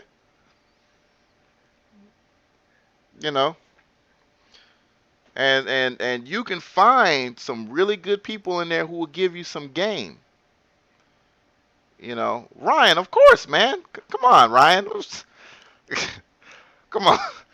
Don't be like that, man. No, Robert, post that again. Unless you emailed it to me.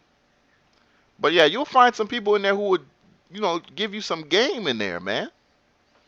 Who will give you some game on uh, local people within maybe your community who will, uh, you know, give you the hookup on training or stuff like that. I didn't even know that in Charlotte there was a Charlotte, North Carolina. There was an online trading academy office over there. I didn't even know that, and I ended up meeting the guy who runs one of the classes, and I got to sit in like a $1,500 class 3 days for free, just because he knew somebody who knew me from the Investors Association. So you can really meet people who can, and if you're honest, like, hey man, I'm learning, you gotta stroke their ego a little bit. Wow, you're a really good trader, man. Stroke their ego a little bit. You know, sometimes I gotta come off as,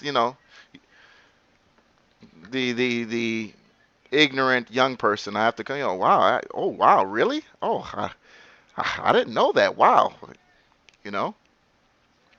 Oh my God, you can bet against companies doing well? Oh my God. I didn't know. You know, you got to play dumb sometimes. Yeah, networking does pay off, Robert. You're right.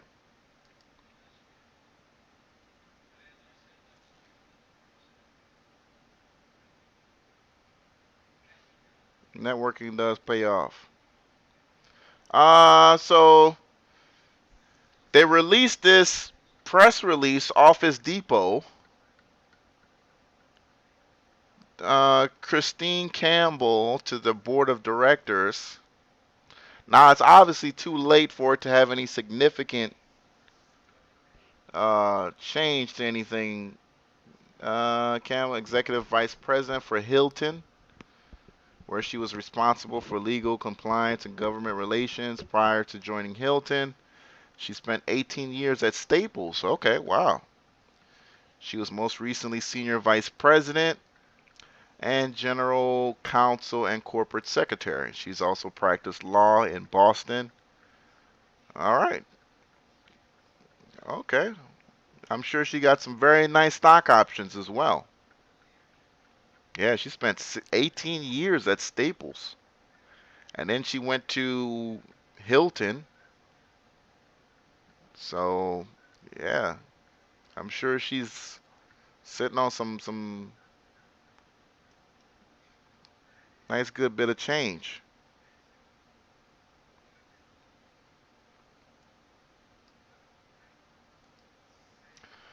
Oh no, I mean, Quest, get your money where you get your money at, man.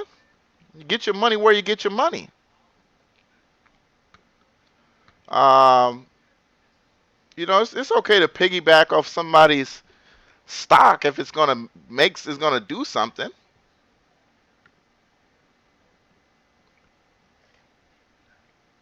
If it's gonna do something, I mean, why not? Yes, Toss was a big winner. Yeah, it was a big winner today. You know, it was a really big winner if you were in it yesterday and you made that money today. That's where the real gains were made. But yeah, you want to, of course, want to learn how to, find your own stocks, you know. But again, Tim Sykes has been doing this since 1997, man. So you got to understand that that guy's been doing it for, a long time, almost 20 years now. So you don't want to compare yourself to somebody like him. Now, 20 years from now, if you're not as good as he is now, then you might want to start scratching your head. Yeah, he gave the heads up on tops. Wow, okay. That's what's up, David. That's a big alert.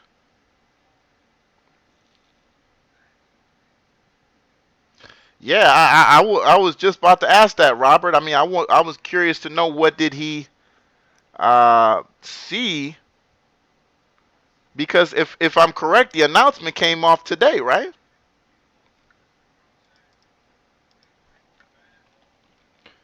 The earnings came out today, didn't it? Or did it come out last weekend? I mean, did it come out before the weekend?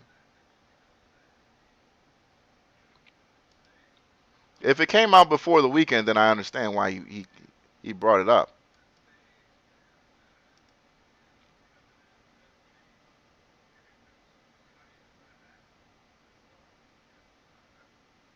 Oh, okay. Then yeah. Well, of course, yeah. Okay, yeah. Then there's no doubt about it. I didn't see it though. I did not see that. But if I would have saw that on Friday, then yeah, that makes total sense. I mean, when you have seven losing quarters, eight losing quarters, and you not only knock it out the park, but you freaking Mark McGuire 1998 kill it.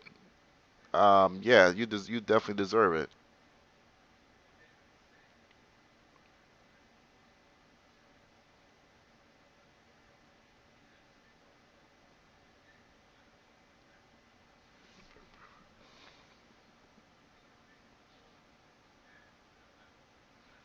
You also said not to chase, but to watch it. Okay.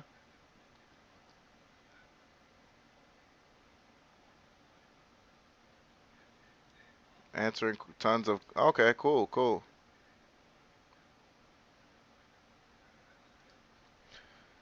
Yeah, I didn't see anything in ETRM, man.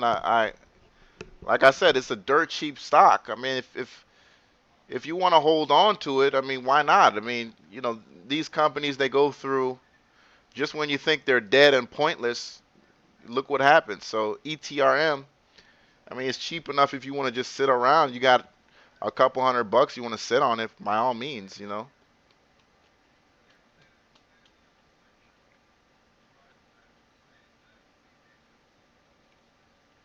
Oh yeah, Robert, there's gonna be some profit taking. There's gonna be some profit taking. I mean, if you look at any recent company that jumped up like that, whether it be BGI or some other play, yeah, I mean, there's gonna be some profit taking, and but at the end of the day, the company is profitable now, and it'll eventually find its level, and once it finds that, it'll trade at that level and move on from there. But I wouldn't be surprised if tomorrow it runs just because people came home, they saw that stock, and they're like, "Oh my God, I want a piece of that." So, the first 5, 10 minutes of the day, 20 minutes of the day, those orders are going to hit, and it's going to spike up. Whether it holds that spike or not, you know, are there more momentum investors who want to jump in after that? Who knows?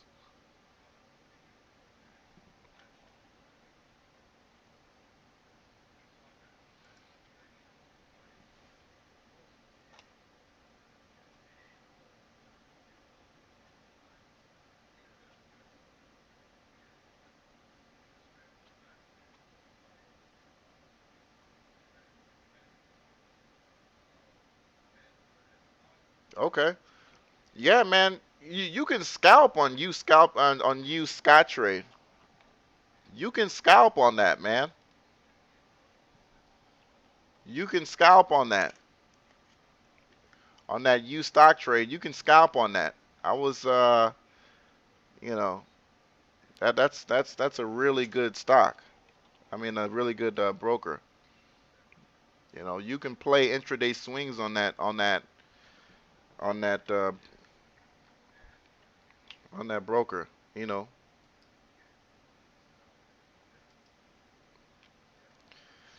am I able to tell a false breakout? I It's hard to see that coming. You never, you know, a false breakout tends to look like it's like let me see let me see if a false. In fact, if you look at, yeah, I don't want to go through all that, but a false breakout. I'm trying to figure out how can I explain that to you, B trader. It's like when a stock just fails to crack resistance, man. It's just basically when a stock fails to crack resistance. That's all it is. Yeah, yeah. I think he just meant fake out.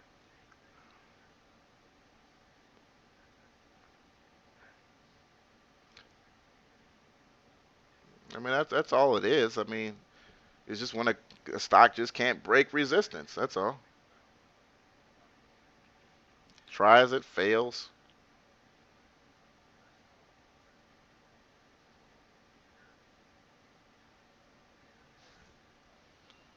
MNZO. Now, Lucky Appia, what made you get into that? Because this is pretty much a dead stock. What made I looked at that last week. What got you into this stock? Lucky Appia, what's got you into MNZO? That's basically a I don't know if they even have ongoing operations. Have you tried to call the company? They got a great website. They got a nice little professional looking website, but they've got a bunch of private label products that they're trying to make it look like they came up with. And if I remember correctly, MNZO does not have any patents. So if a company is selling a natural sleep aid in pill form and some other stuff, other pills and whatnot, that means it's private label. Somebody else created it and they just basically slapped their logo on it.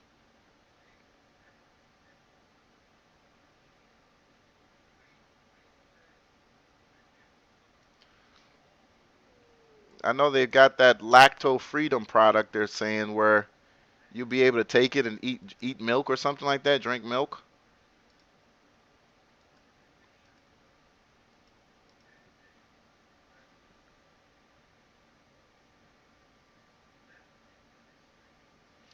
Oh, what if it does crack resistance and come crashing down? Yeah, that's always tough when that happens.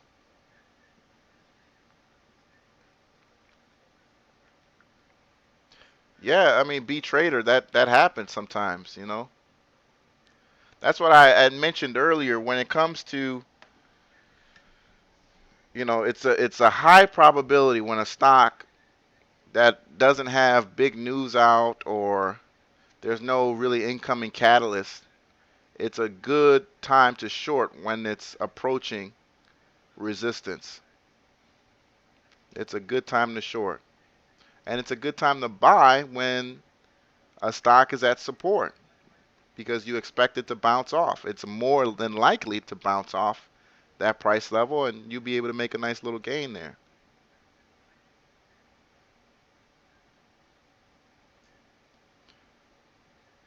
Yeah, Robert, they had MNZO tried to come up with this lactose intolerant drug. But I mean, just go look at the 10K. They're not doing anything over there. They're just a pretty looking website and, but they're not doing anything. Let me see how much. Yeah, 15,000 in cash. Again, they don't have anything going on here, man. $2,000 in revenue. Last year they did 21 bucks in revenue. For 2016 so far, they've only done $78 in sales. Excuse me, the cost of sales were only $78.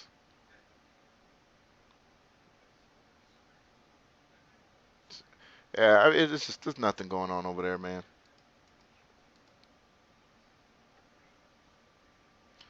Earnings on WGBS tomorrow. What do we think? WGBS.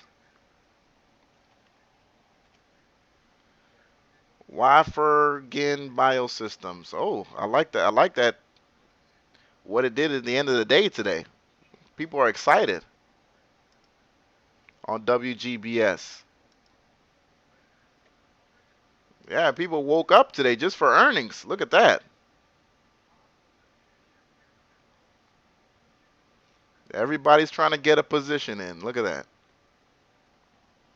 That's basically what that was. Everybody's just trying to get a position in. WGBS. TSL going private.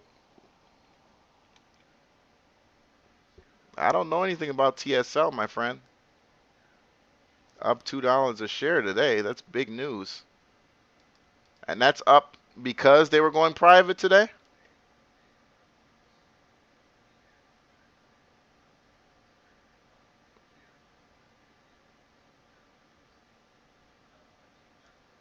Travi, when are earnings?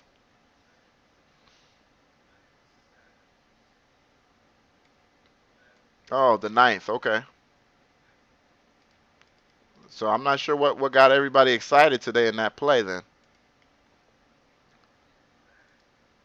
But I do know if you want to play Office Depot, if you want to play Office Depot on Wednesday morning, you got to get in tomorrow on Office Depot.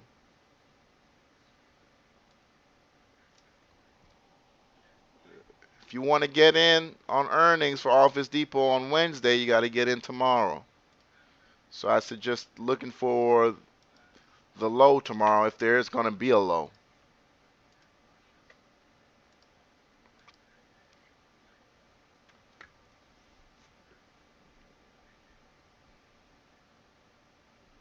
It's up to you, man. I mean, it's up to you. You know, some people are really good at sniping where you can, even if you don't get in, like some people did in tops, like you said you did today in tops, Quest for Knowledge. You'd be able to snipe and get in and still be able to make some good gains. As for TSL,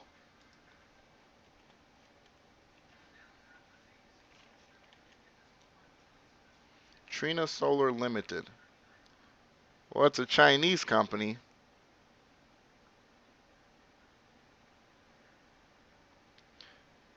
By offer. Okay, so yeah, they are going private eventually. Okay.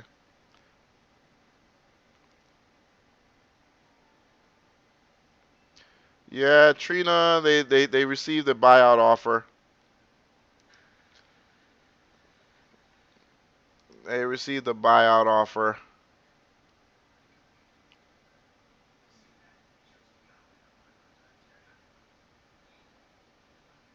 and the deal calls for everybody who owns a share.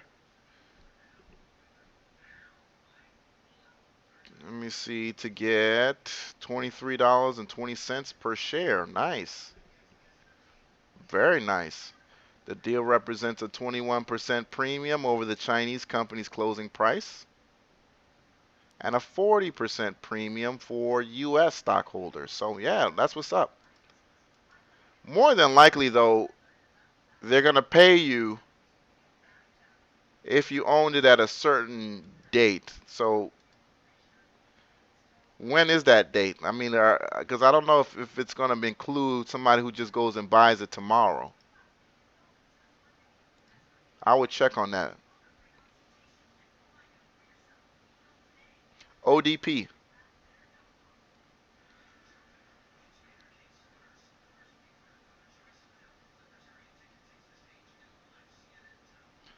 Well, because Tony, it's being sold at a premium. You've got some investors who, you know, they want to get in on the possibility of their shares being bought by the buying company at that premium price, which is that $21. Now, for the most part, as the news of the buyout comes forward, as I said earlier, they might buy all those shares from people who owned it from, July 27th. And everyone who owned it before July 27th, where everybody's getting paid. If you didn't, then you'll probably just be sold at whatever the going price is. But the premium is going to go to people who had it before. We're talking about Trina Solar, which is ticker symbol. Gosh, let me pull that up. If this,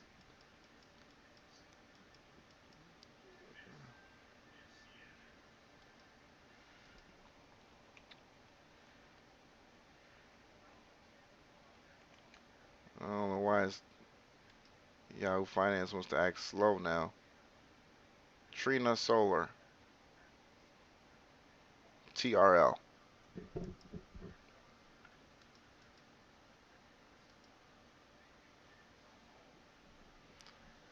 Saying why do I like Office Depot? I think there are a lot of things to like about it. I think when you look at retail sales as a whole, where's my retail ETF? Da, da, da, da. Retail's done pretty good. Let me see here. Retail ETFs.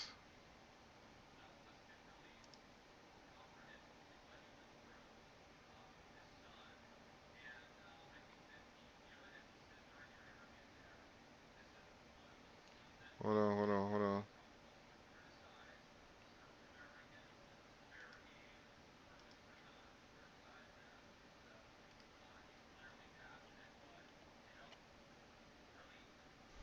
So, yeah, XRT. XRT is that big S&P retail ETF. It's been pretty sideways most of the day, most of the last couple months.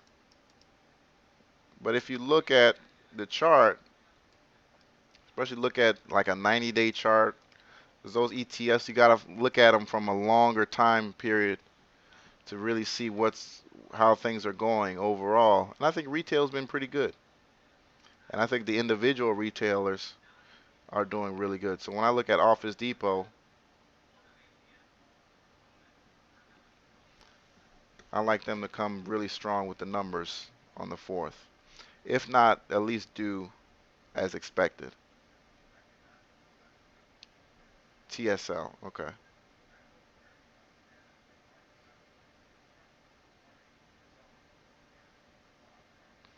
XRT.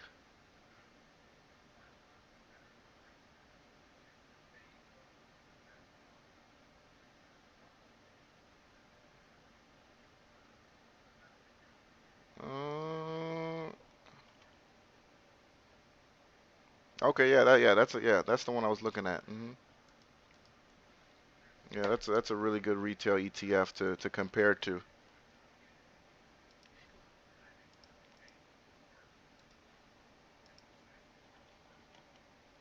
you know. And if you superimpress uh, XRT and ODP on the same chart, you can see that it follows it almost to a T. You know, these things, it's not that complicated once you figure it out. If you take Office Depot and the XRT ETF and you put them right on top of each other, very, very similar. Very, very, very similar. Obviously, two different prices, but so when I see that, I can go into earnings confidently knowing that I think Office Depot will be all right. I think it'll be all right. I won't go in too heavy. You never want to go in with more than you can afford to lose, but I think it'll be all right. What's going on, DC Ambitions?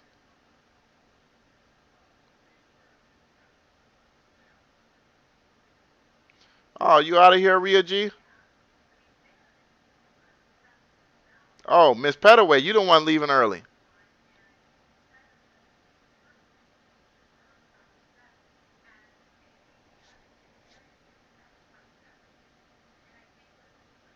Get in at a low for retail now. Black Fridays or Christmas time.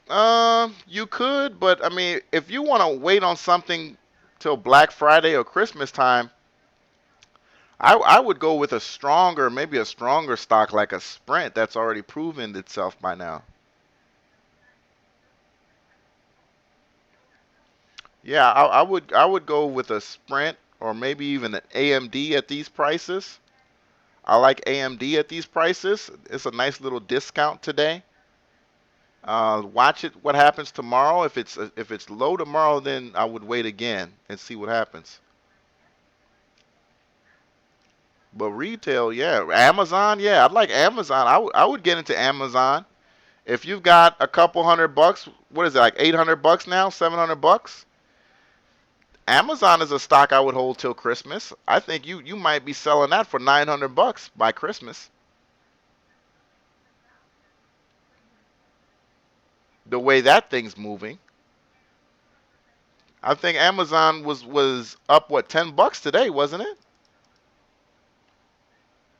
AMZN, something like that.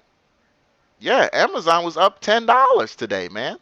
Damn near $10. So when you got a stock that's putting up numbers like that, you're gonna be at $1,000 in no time. And you already have analysts that have already put $1,000 plays, $1,000 price on Amazon.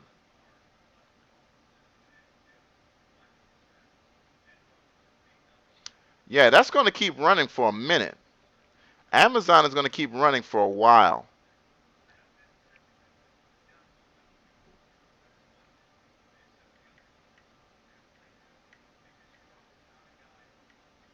Yeah, I like Amazon. I like Sprint. Uh, I don't care what anybody says. Do not sleep on PayPal at these prices. PayPal at $37 a share. I have no idea why PayPal is that cheap. It had a tough earnings day, and what's crazy that I think it had a tough earnings day, and the market's really beat up PayPal a lot, which is kind of surprising because at the end of the day, you know, for what PayPal does, they're the number one trusted, you know, what's the word for their service, but Paygate or Gateway Payer or something like that. I mean, when I go and buy something off a website and I see anything else but Amazon, I'm suspicious. I mean, but PayPal, I'm suspicious.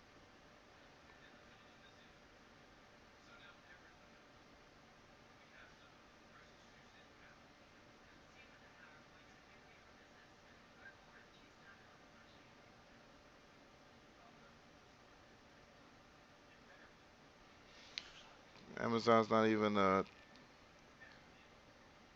man. What are you talking about? Amazon's one of the biggest companies in the world, man. Amazon is Fortune. It's got to be at least Fortune 50. Let me see. Amazon's got to be a Fortune 50 company by now. Let me see here. Hold on.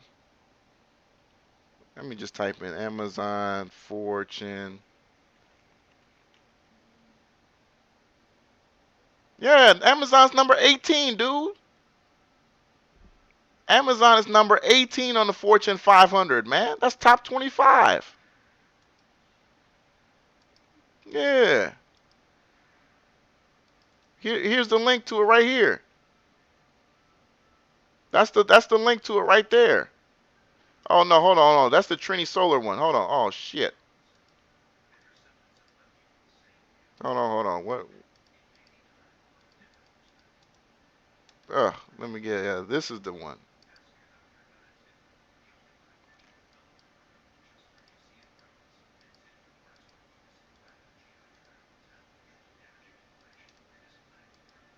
Yeah, that one. That Fortune. Yeah, there it goes. Amazon is number 18. Yeah, yeah, Robert. Yeah, Robert just put it in there.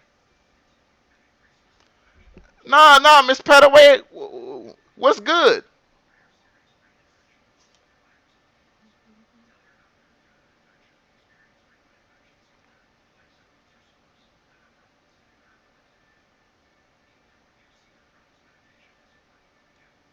I don't want anybody's feelings to be hurt around here.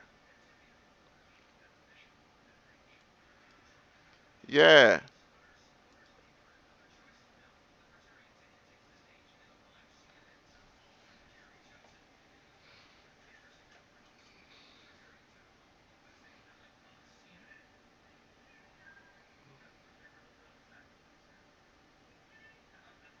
I'm sending you the voicemail?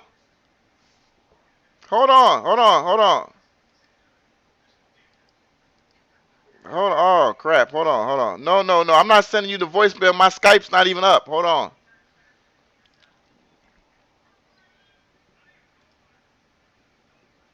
My Skype's not even up. So if anybody was trying to call me,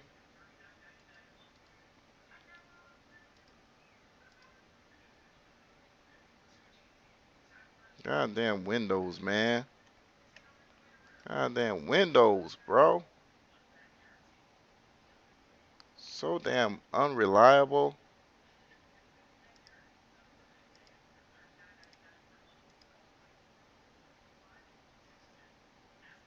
You know, when you gotta go to the task manager and like kill the program, that just ugh. All right, hold on. No, I'm not. I'm not sending you the voicemail intentionally. Hold on, hold on,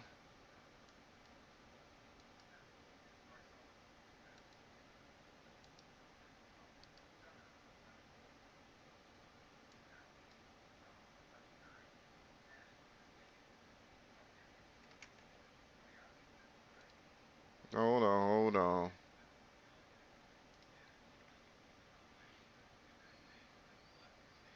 Yeah, see,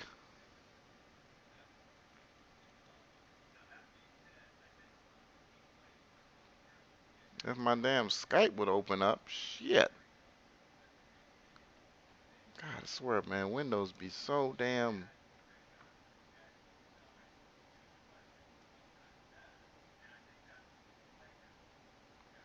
And it says it's running.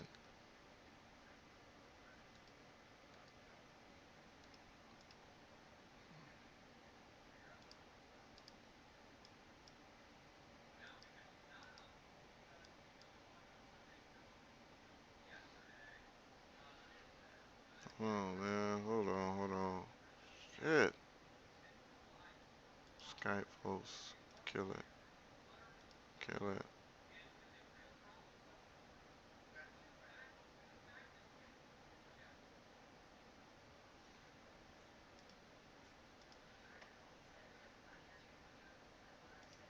Man, let's see something real quick. Guys, my bad, guys. It's just I don't know what's going on with this program today,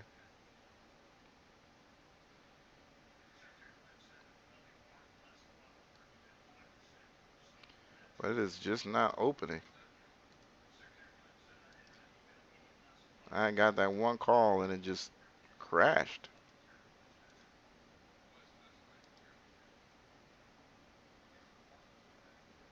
It said, "Yeah, thanks a lot, Barack Obama." Jeez. Uh, Bagged you when you heard you had millions.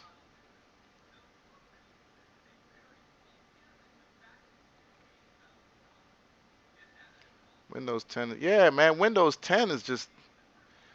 Oh, yeah. I do have Windows 10 too, man. How did you know that, Robert?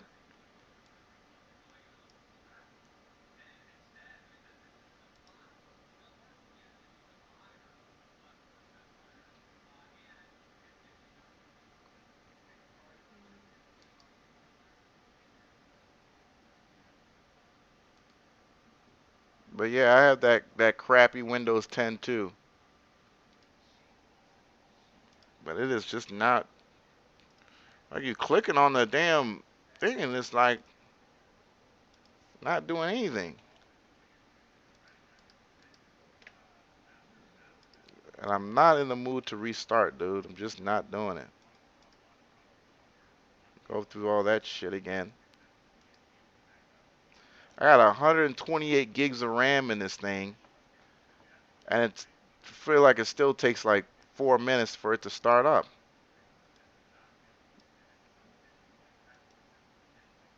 And here it is in the task manager saying that it's running.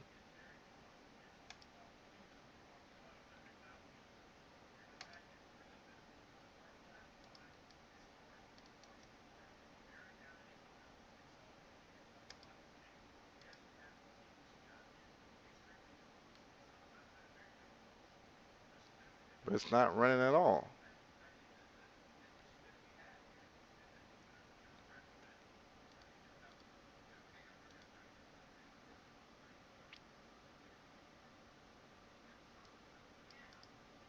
Mm,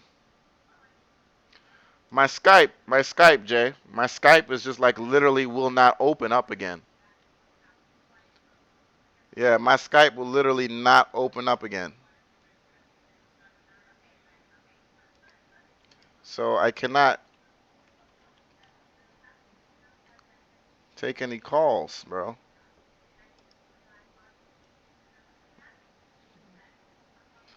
Let me try one more thing.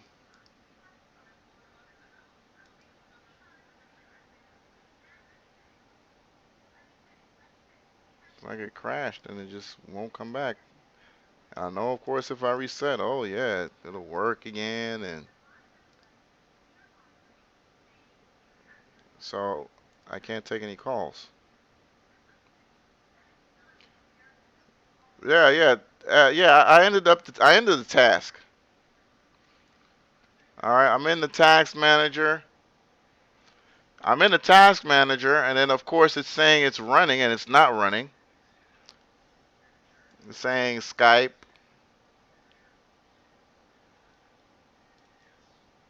but it's not running. End task. Then of course you go to details in task manager, and then you look for Skype again, right? And I see a couple Skype host.exe. Kill that.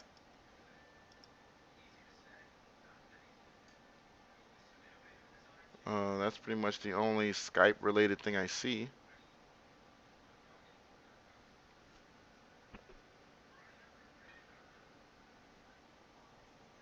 And kill the whole tree. Okay.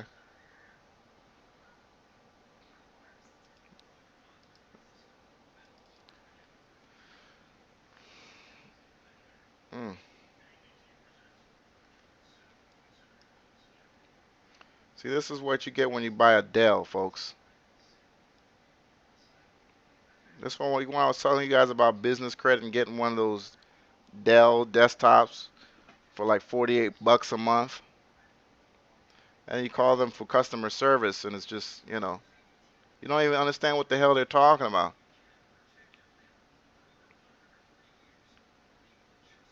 Welcome, my name is Jerry. How can I help you today? Yeah, I'm like, yeah, Jerry, I'm having trouble with my computer here. It just seems to not really open up programs. I'll tell you shit you already know. Can you please turn everything off and reset for me? Just want to choke them through the phone, man.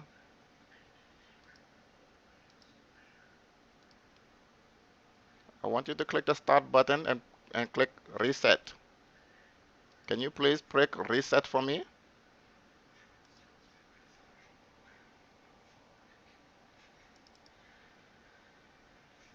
Like, motherfucker, I'm pressing reset.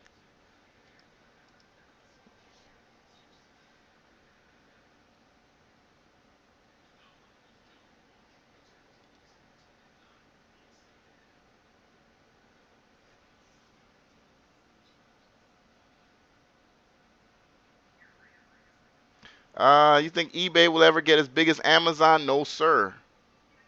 Absolutely no, sir. I do not think eBay will be as big as Amazon. No, sir. No, sir. If that were the case, it would have been competitive, but it's not. It's not even. They're not even on the same level, honestly. You know, Amazon focuses on new products. Of course, you can buy used products on Amazon, but it specifically, steers you toward getting a new product, whereas eBay is for reselling or maybe closeout discount items. You can get new stuff on eBay. I'm not saying you can't get new stuff. Um, but when you look at eBay and you look at new stuff, Amazon's actually competitive with them. So the competitive edge that eBay has is really used stuff. When you talk about new stuff, Amazon's pretty competitive.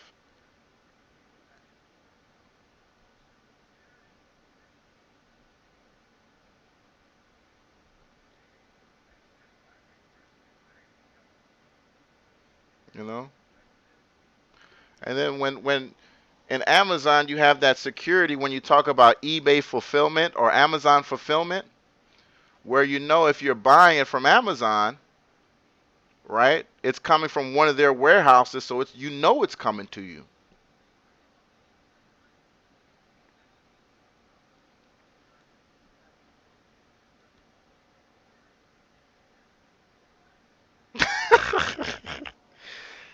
Why did I scroll up and just saw Joel's comment?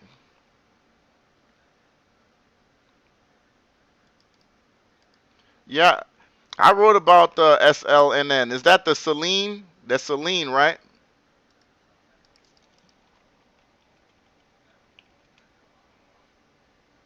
Yeah, Celine Automotive. Yeah, um, the company has financial issues, but they're doing a lot though, man. Celine just opened up their recent showroom. Well, it's a couple months ago now, but they just opened up a showroom in China. They just opened up a China, so they start selling those high-end Mustangs out there in China. And I think they can be competitive out there. I think the Celine brand can find some new life out there. Now, obviously the stock, got 100% gain today. I don't know where all that hype is coming from.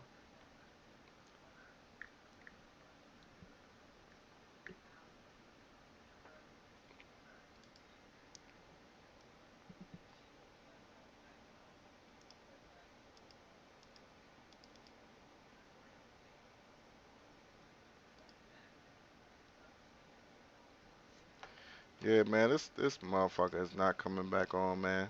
We got one more hour left, so fuck it. I'm not sure what's going on with it. I got like 3 instances of it open.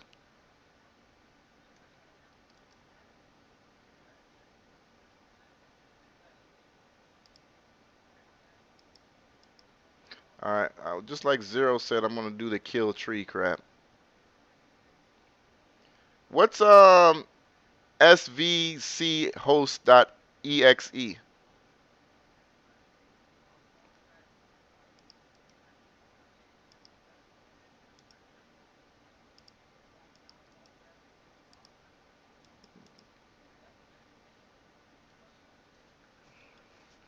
I remember when I was a kid, I had my first computer was 200 megahertz. It was an Acer. So I got to a point where my computer was like full. The hard drive was maybe like 120 gigabytes or something like that. So I'm thinking that I'm deleting all crap that I don't need off my hard drive, right? So I go into the system and I basically delete everything that says .sys and .exe. So I delete everything that says .exe. I delete everything that says .sys, and the system is still running. So one day so I'm thinking like, yeah, the system's running. So I turn off my computer and I turn it back on, and nothing happens. Nothing happens, man. You gotta understand. I'm like 13 or something like that. Nothing happens. So we had to go to this little nerd guy that my dad knew, who was really really good at computers. I mean, he was like, if you can imagine nerd at the time, like this guy was the nerd. And yeah, he did something, and I think he just reinstalled the operating system, and then it was back. So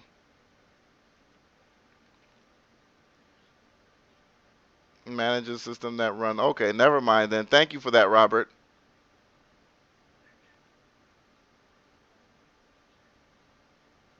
I guess I better leave that alone.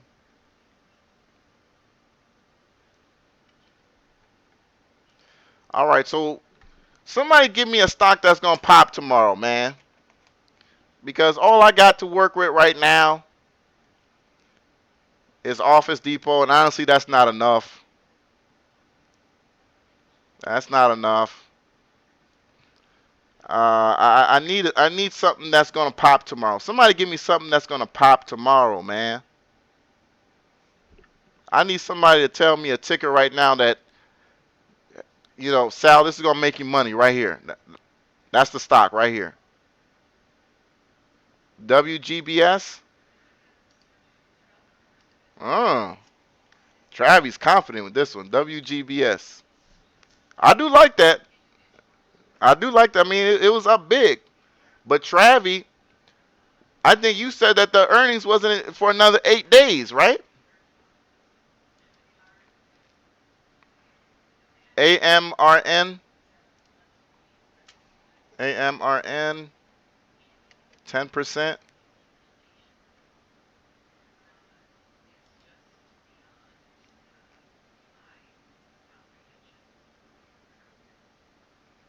Kingle, AMRN, Rex,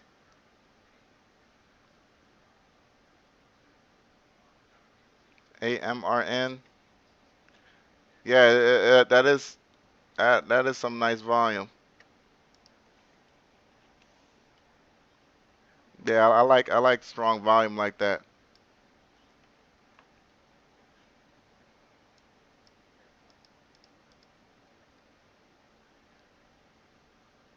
AMRN, yeah, that's actually really.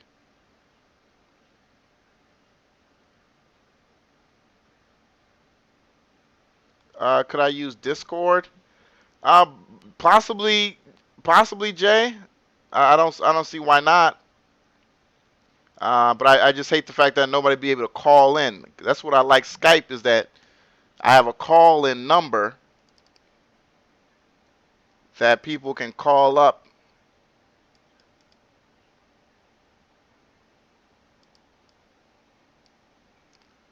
But since the app is working really moist right now,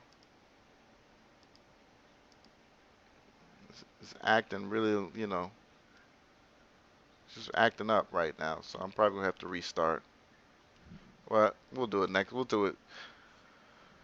We'll do it some other time. That's hilarious. Hold on, let me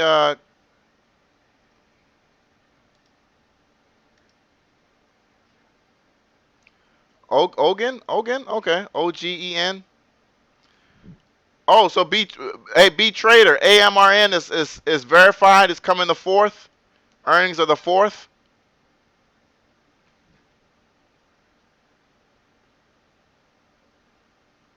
Yeah, dude, I have 128 gigs of RAM in this computer right now.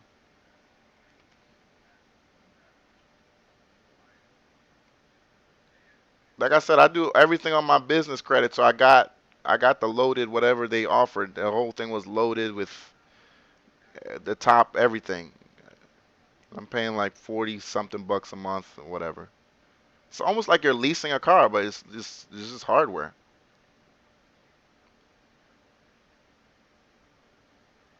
Okay, so earnings are the fourth. Okay.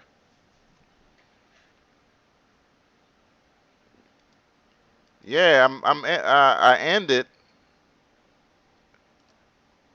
end process tree, end process tree, end process tree, end process tree. Skype host.exe, end process tree. All right, I ended it.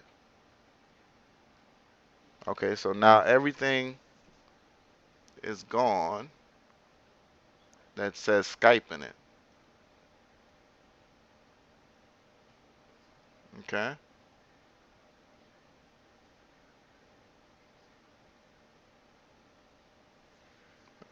Everything is gone.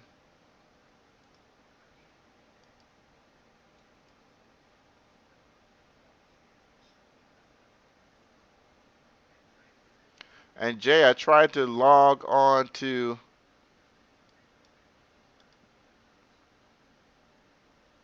All right, Jay, I think I'm in. So I don't know how I can make you hear. Microphone requested.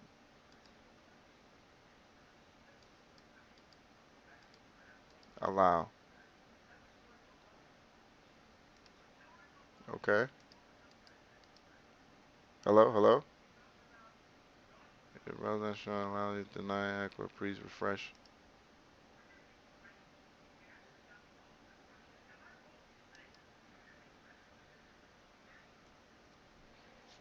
Yeah. Oh, because I was gonna use uh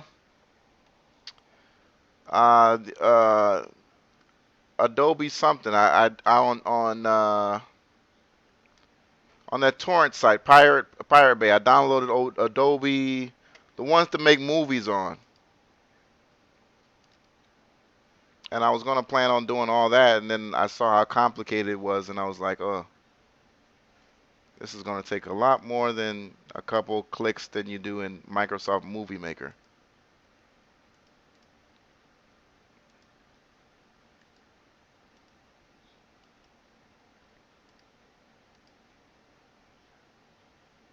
Oh, this Discord app, man.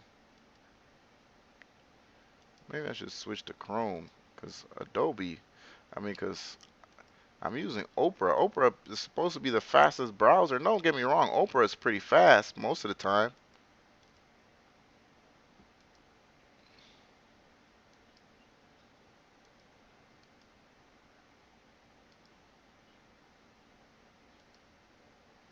But it's acting so damn.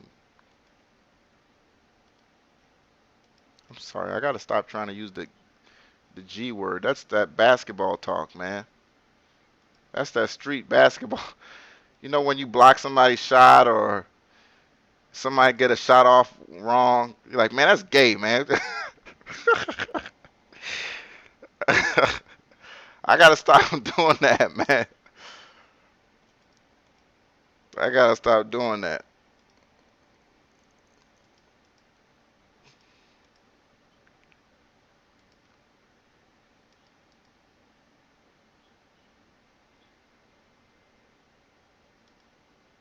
God damn, this is horrible.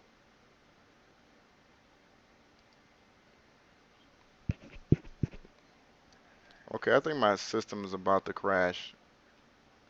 Because it's definitely acting like it's about to crash.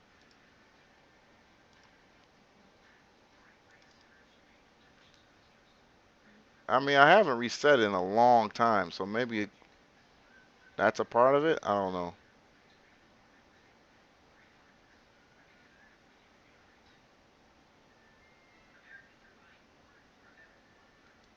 Alright, so I officially can't see anything now.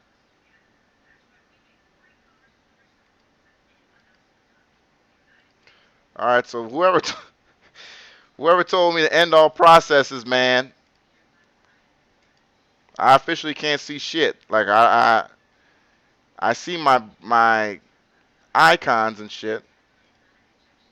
Hold on. Okay. Well, Internet Explorer is working. All right. So let me use Internet Explorer then. Yeah, my Chrome is gone. Okay, that's what's up. Internet Explorer is working. All right. So let me use Internet Explorer or Microsoft Edge.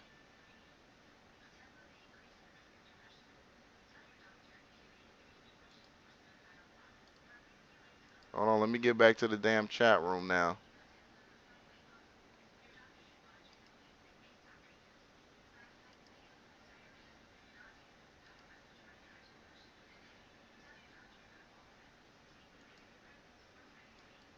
Oh shit. All right. So every time I open up a browser, it says not responding.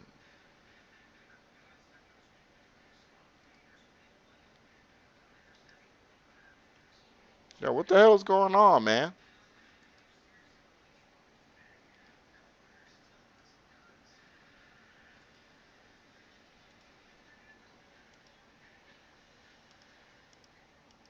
Okay, let me try Firefox.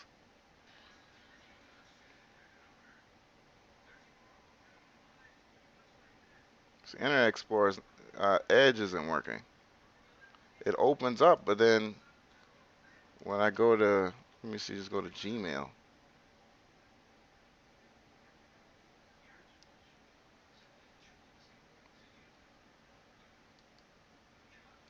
Hold on.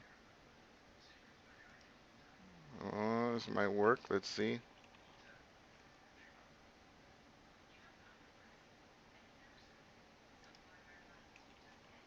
Let's see. This might work.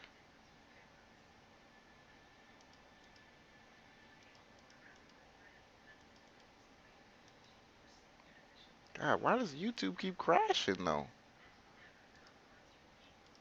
Hold on. Ugh, I have never seen this before. Hold on. Hold on.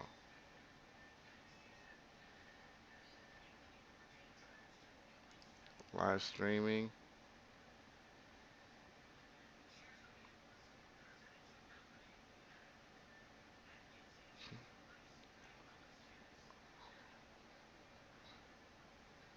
I know you guys can see me, but I don't see shit. I don't know how many people in the chat room still. I don't I because it looks like my camera's still on and X Lite is still sending information.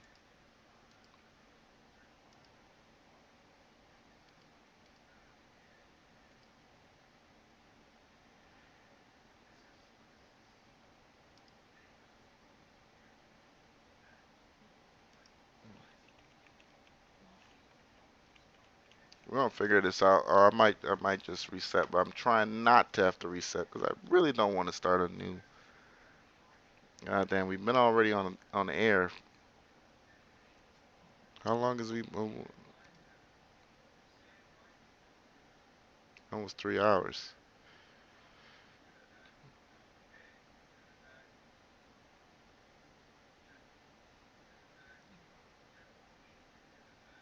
All right.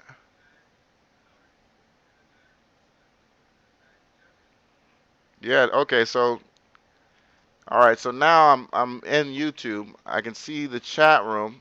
Dave Thomas, last comment. We see you. Okay. And but I don't have. There's no like I can't see the video of the live stream. Uh, all my YouTube like icons are all gone or whatever. So it looks like almost like a very basic. And then it looks like no, actually the chat room is not working anymore. So you guys are probably writing stuff in the chat room and I'm not seeing anything. The last thing I see is Dave Thomas saying we see you, and Robert saying Flash must have crashed. He's done. Flash must have. Flash must have crashed. He's done. Oh shit. James Riley says, go to CMD prompts, check my ports. I don't know what that means. CMD prompts? Service host is gone. He has to reboot. You should have just ended the Skype process tree. I swear that's what I did. I swear that's what I did. But the problem is that the live stream's still working. I mean, let me, okay. I got one more browser to try, man. Firefox isn't working. Opera fucked it up. Edge isn't working. Last but not least, Flash Peak Slim Jet.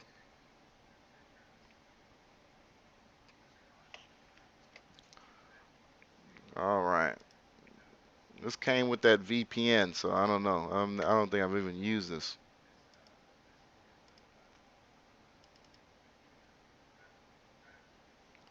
And of course, it ain't coming up.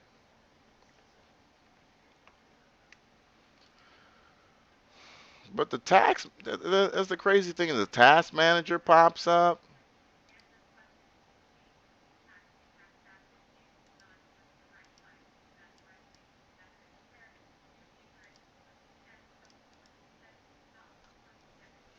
And look at all those end process tree, okay?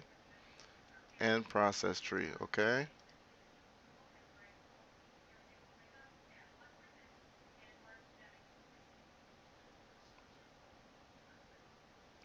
Okay, end process tree.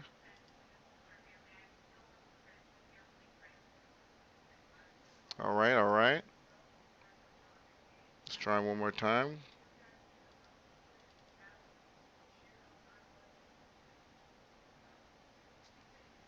Looks like it's gonna do something. No? No, usually it would do something in about a second. God, this is so freaking annoying.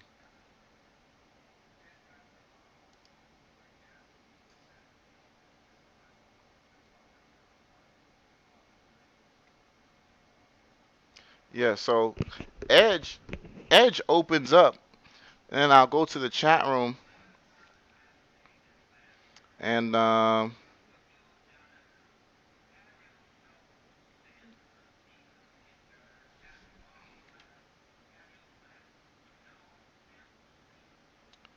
Robert's saying, "Don't touch that." I wish I could know what you're talking about. Yeah, I'm gonna restart, guys. I'm gonna restart. Fuck. All right, I'm gonna restart. I'll be right back. Ah, shit.